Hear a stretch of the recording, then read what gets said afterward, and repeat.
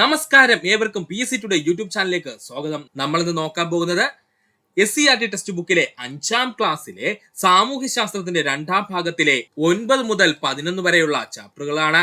7ഉം 8ഉം chapter already നമ്മുടെ ക്ലാസ്സിൽ upload ചെയ്ത് കഴിഞ്ഞു. അതുകൊണ്ട് ഇനി നമുക്ക് അതിനകത്ത് നോക്കാനുള്ളത് 9 മുതൽ 11 വരെയുള്ള ചാപ്റ്റർ ആണ്. PSC പഠിക്കുന്ന ഏതൊരു ഉദ്യോഗാർത്ഥിയും ഏറ്റവും ഇമ്പോർട്ടന്റ് ആയിട്ട് പഠിക്കേണ്ട ചാപ്റ്റേഴ്സ് ആണ് 9 മുതൽ 11 വരെയുള്ളത്. അത് എന്തുകൊണ്ടാണ് നമ്മൾ പഠിച്ചു തുടങ്ങുമ്പോൾ നമുക്ക് മനസ്സിലാവും. അതുകൊണ്ട് സുഹൃത്തുക്കൾ വളരെ ശ്രദ്ധിച്ചിരിക്കുക. നേരത്തെ ഉണ്ടായിരുന്ന ചാപ്റ്ററുകൾ കണക്കല്ല, 9ഉം 10ഉം 11ഉം ഈ 3 ചാപ്റ്ററുകൾ വളരെ ഇമ്പോർട്ടന്റ് ആണ്. അതുകൊണ്ട് സുഹൃത്തുക്കൾ ശ്രദ്ധിച്ചിരിക്കുക. വ്യക്തമായി തന്നെ ഈ ഭാഗങ്ങൾ പഠിക്കുക. PSCയുടെ ബേസിക് ലെവലിലുള്ള ഒത്തിരി ചോദ്യങ്ങളോടെ നമ്മൾ ഈ ഭാഗത്ത് കടന്നു പോകും. അതുകൊണ്ട് ശ്രദ്ധിച്ചിരിക്കുക. നമുക്ക് സമയം കളയേണ്ട, ക്ലാസ്സിലേക്ക് പോകാം. ആദ്യമായി നമ്മൾ പഠിക്കാനുള്ളതാണ് ജനങ്ങൾക്ക് വേണ്ടി. ആദ്യമായി നമ്മൾ പഠിക്കാൻ പോകുന്ന ചാപ്റ്റർ ഏതാ സുഹൃത്തുക്കളെ? 9ാമത്തെ ചാപ്റ്റർ ആയ ജനങ്ങൾക്ക് വേണ്ടി എന്നുള്ള ചാപ്റ്റർ ആണ്. ആദ്യമായി ഇവിടെ പഠിക്കാനുള്ളതാണ് ഗ്രാമസഭ. എന്താ സുഹൃത്തുക്കളെ ഗ്രാമസഭ എന്ന് പറഞ്ഞു കഴിഞ്ഞാൽ വാർഡ് തലത്തിലുള്ള വികസന പ്രവർത്തനങ്ങൾ തീരുമാനിക്കുന്നതിനുള്ള വേദിയാണ് ഗ്രാമസഭ എന്നറിയപ്പെടുന്നത്. വാർഡ് തലത്തിലുള്ള വികസന പ്രവർത്തനങ്ങൾ തീരുമാനിക്കുന്നതിനുള്ള വേദിയാണ് ഗ്രാമസഭ എന്ന പേരിൽ അറിയപ്പെടുന്നത്. അപ്പോൾ വാർഡ് എന്ന് പറഞ്ഞാൽ എന്താണെന്ന് അറിയാലോ സുഹൃത്തുക്കളെ? നമുക്ക് എല്ലാവർക്കും വാർഡ് ഉണ്ടല്ലേ? നമ്മുടെ ഗ്രാമത്തിനെ പല വാർഡുകളായിട്ട് തിരിച്ചിട്ടാണ് നമ്മൾ ഭരണം നടത്തുന്നത്. അപ്പോൾ ആ വാർഡുകളിൽ നടത്തേണ്ട വികസന പ്രക്രിയകൾ എന്തൊക്കെ, അല്ലെങ്കിൽ പ്രവർത്തനങ്ങൾ എന്തൊക്കെയാണെന്ന് തീരുമാനിക്കുന്ന വേദിയെ നമ്മൾ വിളിക്കുന്ന പേരാണ് ഗ്രാമസഭ എന്ന്. നഗരങ്ങളിൽ ഗ്രാമസഭ വാർഡ് സഭ എന്ന പേരിൽ അറിയപ്പെടുന്നു. നഗരങ്ങളിലാണെങ്കിൽ ഗ്രാമസഭയെ വാർഡ് സഭ എന്ന പേരിൽ അറിയപ്പെടുന്നു. പഠിച്ചോളണേ, ഇമ്പോർട്ടന്റ് ആണ്. നഗരങ്ങളില് ഗ്രാമസഭ വാർഡ് സഭ എന്ന പേരിൽ അറിയപ്പെടുന്നു. വാർഡിലെ എല്ലാ വോട്ടർമാർക്കും ഇതിൽ പങ്കെടുക്കുവാൻ അവകാശമുണ്ട്. അതായത് ഗ്രാമസഭ കൂടുന്ന സമയത്ത് വാർഡിലെ എല്ലാ വോട്ടർമാർക്കും അതിൽ പങ്കെടുക്കുവാൻ അവകാശമുണ്ട്.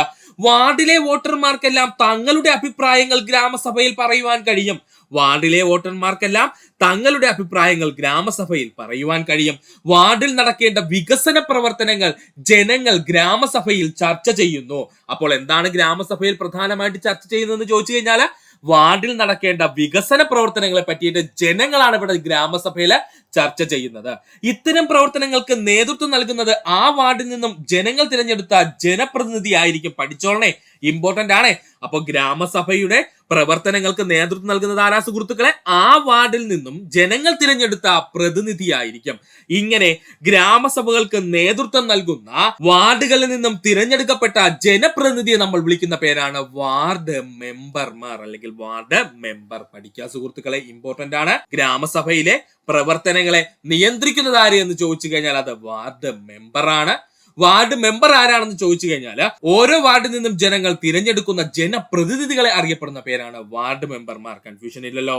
വാർഡ് സഭകൾക്ക് നേതൃത്വം നൽകുന്നത് കൗൺസിലർമാരാണ്. പഠിച്ചോളണേ, വാർഡ് സഭകൾക്ക് നേതൃത്വം നൽകുന്ന ആരാണ്? കൗൺസിലർമാരാണ്. അപ്പോ നഗരങ്ങളിലുള്ള വാർഡിൽ നിന്നും വിജയിച്ചു വരുന്ന വ്യക്തികളെ നമ്മൾ വിളിക്കുന്ന പേരാണ് കൗൺസിലർമാർ. അപ്പോ ഇത് രണ്ടും സുഹൃത്തുക്കൾ വ്യക്തമായിട്ട് പഠിച്ചു വെച്ചേക്കണേ. ഒന്നുകൂടി പറയാം. വാർഡ് തലത്തിലുള്ള വികസന പ്രവർത്തനങ്ങൾക്ക് തീരുമാനമെടുക്കുന്നതിനുള്ള വേദിയാണ് ഗ്രാമസഭ. നഗരങ്ങളിൽ ഗ്രാമസഭയെ വാർഡ് സഭ എന്ന പേരിൽ അറിയപ്പെടുന്നു. വാർഡിലെ എല്ലാ വോട്ടർമാർക്കും ഗ്രാമസഭ കൂടുമ്പോൾ അതിൽ പങ്കെടുക്കുവാൻ അവകാശമുണ്ട്. വാർഡിലെ വോട്ടർമാർക്കെല്ലാം തങ്ങളുടെ അഭിപ്രായങ്ങൾ ഗ്രാമസഭയിൽ പറയുവാൻ കഴിയും. വാർഡിൽ നടക്കേണ്ട വികസന പ്രവർത്തനങ്ങൾ ജനങ്ങൾ ഗ്രാമസഭയിൽ വെച്ച് ചർച്ച ചെയ്യുന്നു. ഇത്തരം പ്രവർത്തനങ്ങൾക്ക് നേതൃത്വം നൽകുന്ന ആ വാർഡിലെ ജനങ്ങൾ തിരഞ്ഞെടുത്ത ജനപ്രതിനിധികളായിരിക്കും. അവരെ വിളിക്കുന്ന പേരാണ് വാർഡ് മെമ്പർമാർ, അല്ലെങ്കിൽ നമുക്ക് വിളിക്കാം കൗൺസിലർമാർ. അപ്പോ ഗ്രാമസഭയ്ക്ക് നേതൃത്വം നൽകുന്ന ആരെന്ന് ചോദിച്ചാൽ വാർഡ് മെമ്പർ ആണ്. വാർഡ് സഭയ്ക്ക് നേതൃത്വം നൽകുന്ന ആരെന്ന് ചോദിച്ചാൽ അത് കൗൺസിലർ ആണ്. വാർഡ് സഭ എന്ന് പറഞ്ഞു കഴിഞ്ഞാൽ മനസ്സിലായല്ലോ സുഹൃത്തുക്കളെ? നഗരത്തിലുള്ള ഗ്രാമസഭകളെ വിളിക്കുന്ന പേരാണ് വാർഡ് സഭ. ആ വാർഡ് സഭയ്ക്ക് നേതൃത്വം നൽകുന്നത് ആരാണ്? കൗൺസിലർ ആണ്. പഠിക്കും. അടുത്തതായി നമുക്ക് നോക്കാനുള്ളതാണ് ജനാധിപത്യം. എന്താ സുഹൃത്തുക്കളെ ജനാധിപത്യം എന്ന് പറഞ്ഞു കഴിഞ്ഞാൽ? ജനങ്ങൾ നേരിട്ടോ ജനങ്ങളാൽ തിരഞ്ഞെടുക്കപ്പെട്ട പ്രതിനിധികളോ ജനങ്ങൾക്ക് വേണ്ടി ഭരണം നടത്തുന്ന പ്രക്രിയ അറിയപ്പെടുന്ന പേരാണ് ജനാധിപത്യം. ഒന്നുകൂടി പറയാം സുഹൃത്തുക്കളെ, എന്താണ് ജനാധിപത്യം? ജനങ്ങൾ നേരിട്ടോ ജനങ്ങൾ തിരഞ്ഞെടുക്കപ്പെട്ട പ്രതിനിധികളോ ജനങ്ങൾക്ക് വേണ്ടി ഭരണം നടത്തുന്ന പ്രക്രിയ അറിയപ്പെടുന്ന പേരാണ് ജനാധിപത്യം. ജനാധിപത്യത്തിന് ഇംഗ്ലീഷിൽ നമ്മൾ ഡെമോക്രസി എന്ന് പറയുന്നു. ഡെമോക്രസി എന്ന പദം ഗ്രീക്ക് ഭാഷയിൽ നിന്നും ഉത്ഭവിച്ചതായി കരുതപ്പെടുന്നു. അപ്പോൾ ജനാധിപത്യം എന്നുള്ള വാക്ക് എവിടെ നിന്ന് ഉത്ഭവിച്ചെന്ന് ചോദിച്ചാൽ അത് ഗ്രീക്ക് ഭാഷയിൽ നിന്നും ഉത്ഭവിച്ചതായി കരുതപ്പെടുന്നു. മനസ്സിലായോ സുഹൃത്തുക്കളെ? ജനാധിപത്യം എന്നുള്ള പദത്തിന്റെ ഇംഗ്ലീഷ് വാക്ക് ചോദിച്ചു കഴിഞ്ഞാൽ അത് ഡെമോക്രസിയാണ്. ഈ ഡെമോക്രസി എന്നുള്ള പദം എവിടെ നിന്ന് ഉത്ഭവിച്ചു എന്ന് ചോദിച്ചു കഴിഞ്ഞാൽ അത് ഗ്രീക്ക് ഭാഷയിൽ നിന്നും ഉത്ഭവിച്ചതായി കരുതപ്പെടുന്നു. ഡെമോക്രസി ഉത്ഭവിച്ചു എന്ന് കരുതപ്പെടുന്ന ഗ്രീക്ക് പദമാണ് ഡെമോക്രാറ്റിയ. ഡെമോക്രസി എന്നുള്ള പദം ഉത്ഭവിച്ചു എന്ന് കരുതപ്പെടുന്ന ഗ്രീക്ക് പദം എന്ന് ചോദിച്ചാൽ അത് ഡെമോക്രാറ്റിയാണ്. ഈ ഡെമോക്രാറ്റിയ എന്ന് വെച്ചാൽ എന്താ ഉദ്ദേശിക്കുന്നതെന്ന് ചോദിച്ചാല് ഗ്രീക്ക് ഭാഷയില് ഡെമോസ് എന്ന് പറഞ്ഞു കഴിഞ്ഞാൽ അത് ജനമെന്നും, അതുപോലെ ക്രെറ്റോസ് എന്ന് പറഞ്ഞു കഴിഞ്ഞാൽ ശക്തി അല്ലെങ്കിൽ അധികാരം എന്നുമാണ്. അപ്പൊ ഇവര് രണ്ടുപേരൂടെ ചേർന്നപ്പോൾ നമുക്ക് ഡെമോക്രാറ്റിയ എന്നൊരു ഗ്രീക്ക് പദം കിട്ടി. ആ ഡെമോക്രാറ്റിയ എന്ന ഗ്രീക്ക് പദത്തിൽ നിന്നാണ് ഡെമോക്രസി എന്നുള്ള ഇംഗ്ലീഷ് പദം രൂപപ്പെട്ടതെന്ന് കരുതുന്നു. ഡെമോക്രസിയുടെ മലയാളമാണ് ജനാധിപത്യം എന്നുള്ളത്. ഡൗട്ട് ഒന്നുമില്ലല്ലോ സുഹൃത്തുക്കളെ, ഒന്നുകൂടി പറഞ്ഞു തരാം. എന്താണ് ജനാധിപത്യം എന്ന് ചോദിച്ചാല് ജനങ്ങൾ നേരിട്ടോ ജനങ്ങൾ തിരഞ്ഞെടുക്കപ്പെട്ട പ്രതിനിധികളോ ജനങ്ങൾക്ക് വേണ്ടി ഭരണം നടത്തുന്ന പ്രക്രിയ അറിയപ്പെടുന്ന പേരാണ് ജനാധിപത്യം. ജനാധിപത്യത്തിന്റെ ഇംഗ്ലീഷ് വാക്ക് ചോദിച്ചു കഴിഞ്ഞാൽ അത് ഡെമോക്രസി എന്നാണ്. ഈ ഡെമോക്രസി എന്ന് പറയുന്ന വാക്ക് എവിടെ നിന്നാണ് രൂപപ്പെട്ടതെന്ന് ചോദിച്ചാൽ അത് ഗ്രീക്ക് ഭാഷയിൽ നിന്നാണ്. ഗ്രീക്ക് ഭാഷയിലുള്ള ഡെമോക്രാറ്റിയ എന്ന പദമാണ് പിൽക്കാലത്ത് ഡെമോക്രസിയായി മാറിയതെന്ന് കരുതപ്പെടുന്നു. ഇതിൽ ഡെമോക്രാറ്റിയ എന്ന വാക്കിന്റെ അർത്ഥം ചോദിച്ചു കഴിഞ്ഞാൽ അതിൽ ഡെമോസ് എന്ന് പറഞ്ഞു കഴിഞ്ഞാൽ ജനമെന്നും, അതുപോലെ ക്രറ്റോസ് എന്ന് പറഞ്ഞു കഴിഞ്ഞാൽ ശക്തി അല്ലെങ്കിൽ അധികാരമാണ്. ഇത് രണ്ടും കൂടെ ചേർന്നപ്പോഴാണ് ഗ്രീക്ക് പദമായ ഡെമോക്രാറ്റിയ രൂപപ്പെട്ടത്. ആ ഡെമോക്രാറ്റിയയിൽ നിന്നാണ് ആര് രൂപപ്പെട്ടത്? ഡെമോക്രസി എന്ന ഇംഗ്ലീഷ് പദം രൂപപ്പെട്ടത്. ഡെമോക്രസിയുടെ മലയാള അർത്ഥമാണ് നമ്മൾ പഠിക്കുന്ന ജനാധിപത്യം. ജനാധിപത്യ ഭരണം ജനങ്ങളുടെ ആഗ്രഹങ്ങൾക്ക് അനുസൃതമായിരിക്കണം എന്ന് പറഞ്ഞത് മഹാത്മാഗാന്ധിജിയാണ്. പ്രീവിയസ് ക്വസ്റ്റ്യൻ ആണേ പറഞ്ഞത്. ജനാധിപത്യ ഭരണം ജനങ്ങളുടെ ആഗ്രഹങ്ങൾക്ക് അനുസൃതമായിരിക്കണം എന്ന് പറഞ്ഞത് ആരെന്ന് ചോദിച്ചാൽ അത് ഗാന്ധിജിയാണ്. ജനങ്ങൾക്ക് വേണ്ടി ജനങ്ങളാൽ നടത്തുന്ന ജനങ്ങളുടെ ഭരണമാണ് ജനാധിപത്യം എന്ന് പറഞ്ഞത് എബ്രഹാം ലിങ്കൻ ആണ്. വീണ്ടും പ്രീവിയസ് ക്വസ്റ്റ്യൻ, ജനങ്ങൾക്ക് വേണ്ടി ജനങ്ങളാൽ നടത്തുന്ന ജനങ്ങളുടെ ഭരണമായിരിക്കണം ജനാധിപത്യം എന്ന് പറഞ്ഞത് ആരെന്ന് ചോദിച്ചാൽ അത് എബ്രഹാം ലിങ്കൻ ആണ്. ആഗോള ആദരവ് പിടിച്ചുപറ്റുന്ന ഏക ഭരണ സംവിധാനമാണ് ജനാധിപത്യം എന്ന് പറഞ്ഞത് അമർത്യ സെൻ. ഇത് മൂന്നും PSC പ്രീവിയസ് ആയി ചോദിച്ചതാണ്. ആഗോള ആദരവ് പിടിച്ചു പറ്റുന്ന ഏക ഭരണ സംവിധാനമാണ് ജനാധിപത്യം എന്ന് പറഞ്ഞത് ആരെന്ന് ചോദിച്ചാൽ അത് അമർത്യ സെൻ ആണ്. ഒന്നുകൂടി ഈ 3 കോട്ടുകളും പറഞ്ഞുതരാം സുഹൃത്തുക്കളെ, വ്യക്തമായിട്ട് പഠിക്കുക. ഈ ഭാഗത്ത് ഒരുപാട് ബേസ് ലെവൽ ക്വസ്റ്റ്യൻസ് ഉണ്ട് നമുക്ക് പഠിക്കാനായിട്ട്. അതുകൊണ്ട് സുഹൃത്തുക്കൾ ശ്രദ്ധിച്ചിരിക്കുക. ഒന്നുകൂടി ഈ 3 മഹാന്മാരുടെ കോഡുകൾ പറയുവാണേ. ജനാധിപത്യ ഭരണം ജനങ്ങളുടെ ആഗ്രഹങ്ങൾക്ക് അനുസൃതമായിരിക്കണം എന്ന് പറഞ്ഞത് മഹാത്മാഗാന്ധിജി. ജനങ്ങൾക്ക് വേണ്ടി ജനങ്ങളാൽ നടത്തുന്ന ജനങ്ങളുടെ ഭരണമാണ് ജനാധിപത്യം എന്ന് പറഞ്ഞത് എബ്രഹാം ലിങ്കൻ. ആഗോള ആദരവ് പിടിച്ചു പറ്റുന്ന ഏക ഭരണ സംവിധാനം ജനാധിപത്യമാണ് എന്ന് പറഞ്ഞത് അമർത്യ സെൻ ആണ്. ജനാധിപത്യത്തെ നമുക്ക് രണ്ടായി തരംതിരിക്കാം, പ്രത്യക്ഷ ജനാധിപത്യമെന്നും പരോക്ഷ ജനാധിപത്യമെന്നും. എന്താ സുഹൃത്തുക്കളെ പറഞ്ഞത്? ജനാധിപത്യത്തെ നമ്മൾ രണ്ടായിട്ട് തരംതിരിക്കുന്നു, പ്രത്യക്ഷ ജനാധിപത്യമെന്നും പരോക്ഷ ജനാധിപത്യം എന്നും. പ്രത്യക്ഷ ജനാധിപത്യം ശുദ്ധമായ ജനാധിപത്യം എന്നറിയപ്പെടുന്നത് പ്രത്യക്ഷ ജനാധിപത്യം. ശുദ്ധമായ ജനാധിപത്യം എന്നറിയപ്പെടുന്നത് പ്രത്യക്ഷ ജനാധിപത്യമാണ്. ജനങ്ങൾ നേരിട്ട് തീരുമാനമെടുക്കുന്ന ജനാധിപത്യത്തെ പ്രത്യക്ഷ ജനാധിപത്യം എന്നറിയപ്പെടുന്നു. ജനങ്ങൾ നേരിട്ട് തീരുമാനമെടുക്കുന്ന ജനാധിപത്യത്തെ പ്രത്യക്ഷ ജനാധിപത്യം എന്നറിയപ്പെടുന്നു. പ്രത്യക്ഷ ജനാധിപത്യത്തിന്റെ ആലയം എന്നറിയപ്പെടുന്ന രാജ്യം സ്വിറ്റ്സർലൻഡ്. വീണ്ടും വന്നിരിക്കുന്ന പ്രീവിയസ് ക്വസ്റ്റ്യൻ, പ്രത്യക്ഷ ജനാധിപത്യത്തിന്റെ ആലയം എന്നറിയപ്പെടുന്ന രാജ്യം ചോദിച്ചു കഴിഞ്ഞാൽ അത് സ്വിറ്റ്സർലൻഡ് ആണ്. ഒന്നുകൂടി പറയാം, എന്താണ് പ്രത്യക്ഷ ജനാധിപത്യം എന്ന് ചോദിച്ചാൽ ശുദ്ധമായ ജനാധിപത്യം എന്നറിയപ്പെടുന്നത് പ്രത്യക്ഷ ജനാധിപത്യം. ജനങ്ങൾ നേരിട്ട് തീരുമാനമെടുക്കുന്ന ജനാധിപത്യത്തെ പ്രത്യക്ഷ ജനാധിപത്യം എന്നറിയപ്പെടുന്നു. പ്രത്യക്ഷ ജനാധിപത്യത്തിന്റെ ആലയം എന്നറിയപ്പെടുന്ന രാജ്യം ചോദിച്ചാൽ സ്വിറ്റ്സർലൻഡ് ആണ്. പരോക്ഷ ജനാധിപത്യം പ്രാതിനിധ്യ ജനാധിപത്യം എന്നറിയപ്പെടുന്നത് പരോക്ഷ ജനാധിപത്യം. പഠിച്ചോളണേ, പ്രാതിനിധ്യ ജനാധിപത്യം എന്നറിയപ്പെടുന്നത് പരോക്ഷ ജനാധിപത്യം. ജനങ്ങൾ തിരഞ്ഞെടുത്ത ജനപ്രതിനിധികൾ തീരുമാനമെടുക്കുന്നതാണെങ്കിൽ അത്തരം ജനാധിപത്യത്തെ പരോക്ഷ ജനാധിപത്യം എന്നറിയപ്പെടുന്നു. ജനങ്ങൾ നേരിട്ടല്ല, ജനങ്ങൾ തിരഞ്ഞെടുക്കുന്ന ജനപ്രതിനിധികളാണ് എന്തെങ്കിലും കാര്യത്തിന് തീരുമാനമെടുക്കുന്നതെങ്കിൽ അത്തരത്തിലുള്ള ജനാധിപത്യത്തെ വിളിക്കുന്ന പേരാണ് പരോക്ഷ ജനാധിപത്യം. പരോക്ഷ ജനാധിപത്യത്തിൽ സംസ്ഥാന, നിയമസഭ, പാർലമെന്റ് എന്നിവിടങ്ങളിൽ തീരുമാനമെടുക്കുന്നത് ജനങ്ങൾ നേരിട്ടല്ല. അതാണ് ഇമ്പോർട്ടന്റ് കേട്ടോ. പരോക്ഷ ജനാധിപത്യത്തില് സംസ്ഥാന, നിയമസഭ, പാർലമെന്റ് എന്നിവിടങ്ങളിൽ തീരുമാനമെടുക്കുന്നത് ജനങ്ങൾ നേരിട്ടല്ല, പക്ഷെ അവിടെ ജനങ്ങൾ തിരഞ്ഞെടുത്തു വിടുന്ന ജനപ്രതിനിധികളാണ് തീരുമാനമെടുക്കുന്നത്. ഇതിനെയാണ് പരോക്ഷ ജനാധിപത്യം എന്ന് പറയുന്നത്. ഡൗട്ട് ഒന്നും വേണ്ട സുഹൃത്തുക്കളെ, ഒന്നുമില്ല. സ്വിറ്റ്സർലൻഡ് പോലുള്ള രാജ്യങ്ങളാണെങ്കിൽ അവിടെ ഒരു നിയമം കൊണ്ടുവരുന്നതിന് മുമ്പ് അവിടുത്തെ ജനങ്ങൾക്ക് അവിടെ വോട്ട് ചെയ്യാനുള്ള അവകാശമുണ്ട്. ആ നിയമം കൊണ്ടുവരണമോ വേണ്ടയോ എന്ന് ജനങ്ങൾക്ക് അവിടത്തെ സർക്കാരിനോട് വോട്ട് ചെയ്ത് അവരുടെ അഭിപ്രായം അറിയിക്കാനുള്ള കഴിവുണ്ട്. ഇതിനെ വിളിക്കുന്ന പേരാണ് പ്രത്യക്ഷ ജനാധിപത്യം എന്ന്. ഇനി പരോക്ഷ ജനാധിപത്യം എന്ന് ചോദിച്ചാൽ നമ്മുടെ ഇന്ത്യയിൽ നടക്കുന്ന പരിപാടിയാണ് പരോക്ഷ ജനാധിപത്യം. അതായത് നമ്മൾ ആരെങ്കിലും ഒക്കെ വിജയിപ്പിച്ച് നമ്മുടെ പ്രതിനിധിയായിട്ട് എന്ത് ചെയ്യുന്നു, നിയമസഭയിലോട്ടോ അല്ലെങ്കിൽ സംസ്ഥാന നിയമസഭയിലോട്ടോ അല്ലെങ്കിൽ ലോകസഭയിലോട്ടോ ഒക്കെ നമ്മൾ എന്ത് ചെയ്യുന്നു, അവരെ വിജയിപ്പിച്ചു വിടുന്നു. അവരായിരിക്കും നമ്മുടെ രാജ്യത്തിന് ആവശ്യമായിട്ടുള്ള കാര്യങ്ങൾ തീരുമാനമെടുക്കുന്നത്. ഇതാണ് പ്രത്യക്ഷ ജനാധിപത്യം പരോക്ഷ ജനാധിപത്യവും തമ്മിലുള്ള വ്യത്യാസം പഠിക്കുക. അടുത്തതായി നമുക്ക് പഠിക്കാനുള്ളതാണ് തിരഞ്ഞെടുപ്പ്. ജനാധിപത്യത്തിന്റെ അടിസ്ഥാന സവിശേഷതകളിൽ ഒന്നാണ് തിരഞ്ഞെടുപ്പ്. അടിസ്ഥാന സവിശേഷതകൾ ഏതൊക്കെയാണെന്ന് നമുക്ക് നോക്കാം കേട്ടോ. ജനാധിപത്യത്തിന്റെ അടിസ്ഥാന സവിശേഷതകളിൽ ഒന്നാണ് തിരഞ്ഞെടുപ്പ്.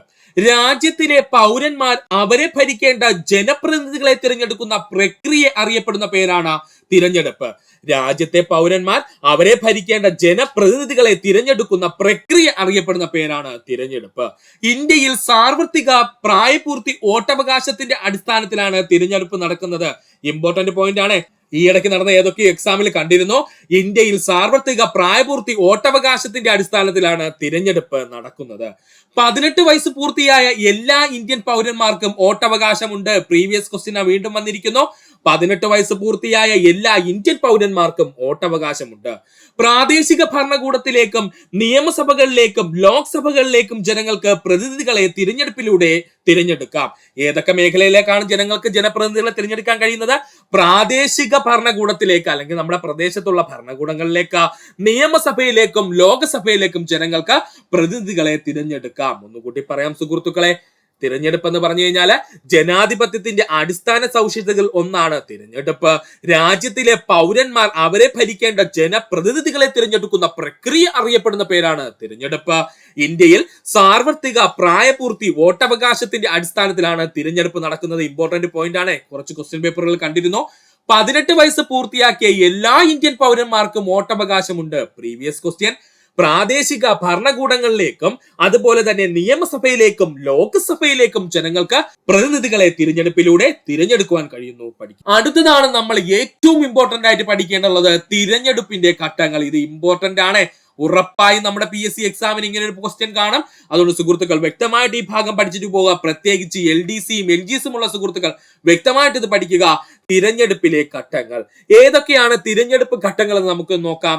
ആദ്യമായി തിരഞ്ഞെടുപ്പ് വിജ്ഞാപനം പുറപ്പെടുവിക്കുന്നു. എന്താ സുഹൃത്തുക്കളെ? ആദ്യമായിട്ട് തിരഞ്ഞെടുപ്പ് വിജ്ഞാപനം പുറപ്പെടുവിക്കുന്നു. അതായത് ഇത്രാം തീയതി മുതൽ ഇത്രാം തീയതി വരെ നമ്മുടെ ഈ കേരളത്തിൽ അല്ലെങ്കിൽ ഇന്ത്യയിലൊക്കെ തിരഞ്ഞെടുപ്പ് നടക്കുമെന്ന് നമ്മൾ വ്യക്തമായിട്ട് വിജ്ഞാപനം പുറപ്പെടുവിക്കുന്നു. അടുത്തതാണ് നാമനിർദ്ദേശ പത്രിക സമർപ്പിക്കല്. രണ്ടാമത്തതാണ് നാമനിർദ്ദേശ പത്രിക സമർപ്പിക്കല്. 21 വയസ്സ് പൂർത്തിയാക്കിയ ആർക്ക് വേണമെങ്കിലും നാമനിർദ്ദേശ പത്രിക സമർപ്പിക്കാവുന്നതാണ്. അതായത് സ്വതന്ത്രനായിട്ട് നമ്മൾ കേട്ടിട്ടില്ലേ സുഹൃത്തുക്കളെ? അതാണ്.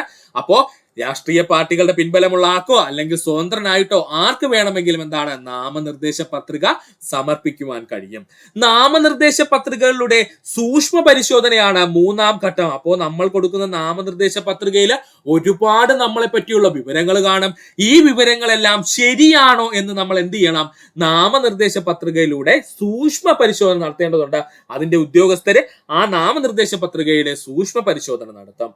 നാമനിർദ്ദേശ പത്രിക പിൻവലിക്കല്, അതാണ് ഇമ്പോർട്ടന്റ് പോയിന്റ്. നാലാമതായിട്ടാണ് എന്ത് സംഭവിക്കുന്നത്? നാമനിർദ്ദേശ പത്രിക പിൻവലിക്കൽ. അപ്പൊ ഈ നാമനിർദ്ദേശ പത്രിക എപ്പോഴാണ് പിൻവലിക്കുന്നത് ചോദിച്ചാല് നാമനിർദ്ദേശ പത്രികയുടെ സൂക്ഷ്മ പരിശോധനയ്ക്ക് ശേഷം മാത്രമേ നമുക്ക് നാമനിർദ്ദേശ പത്രിക പിൻവലിക്കുവാൻ കഴിയുള്ളൂ.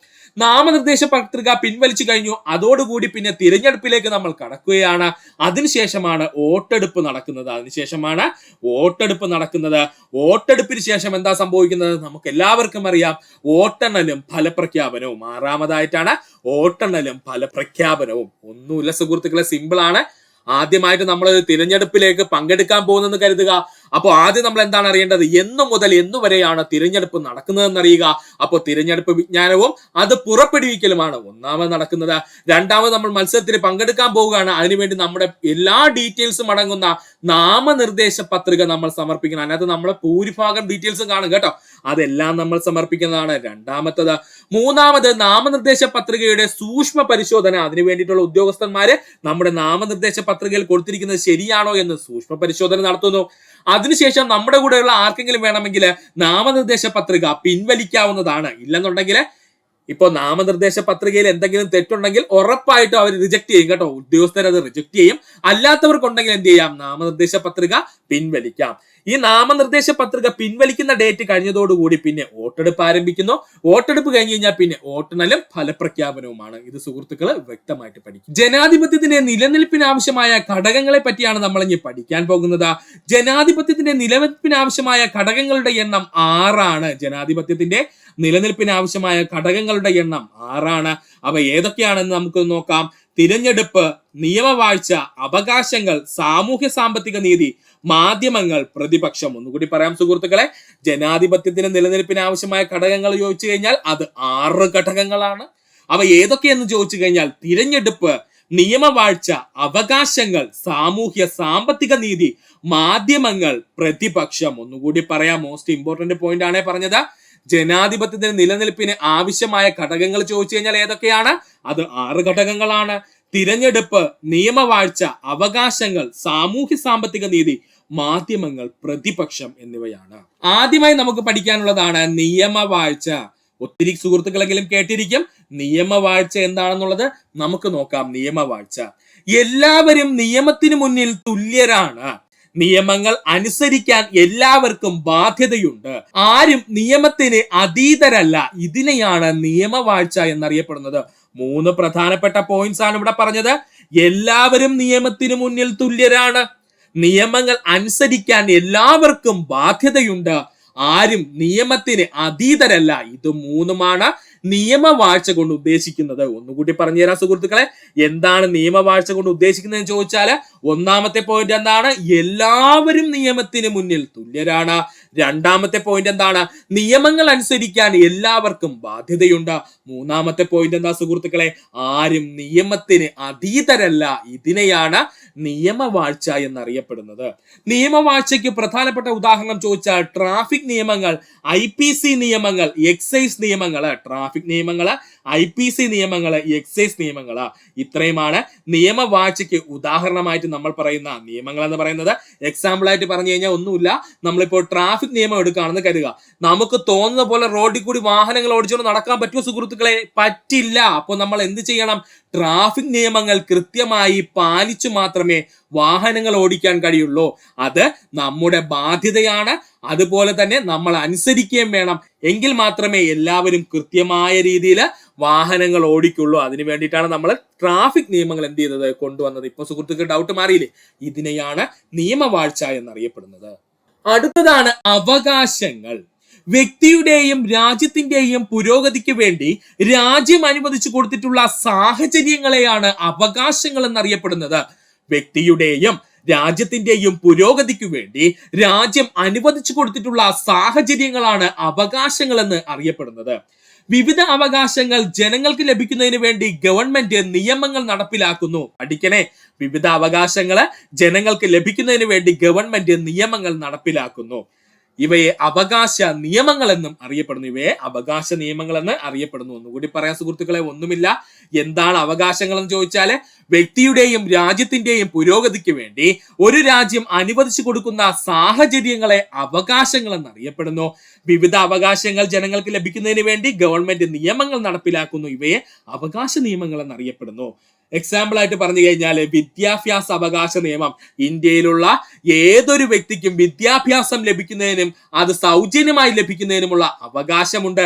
അതിനെയാണ് നമ്മൾ വിദ്യാഭ്യാസ അവകാശ നിയമം കൊണ്ട് ഉദ്ദേശിക്കുന്നത്. മോട്ടോർ വാഹന നിയമം.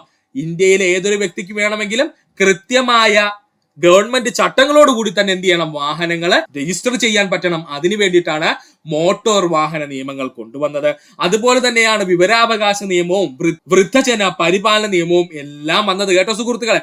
അപ്പൊ ഓർക്കുക, അവകാശങ്ങൾക്ക് പ്രധാനപ്പെട്ട നിയമപരമായ ഉദാഹരണങ്ങൾ ചോദിച്ചു കഴിഞ്ഞാൽ വിദ്യാഭ്യാസ അവകാശ നിയമം, മോട്ടോർ വാഹന നിയമം, വിവരാവകാശ നിയമം, വൃദ്ധജന പരിപാലന നിയമം പഠിക്കുക.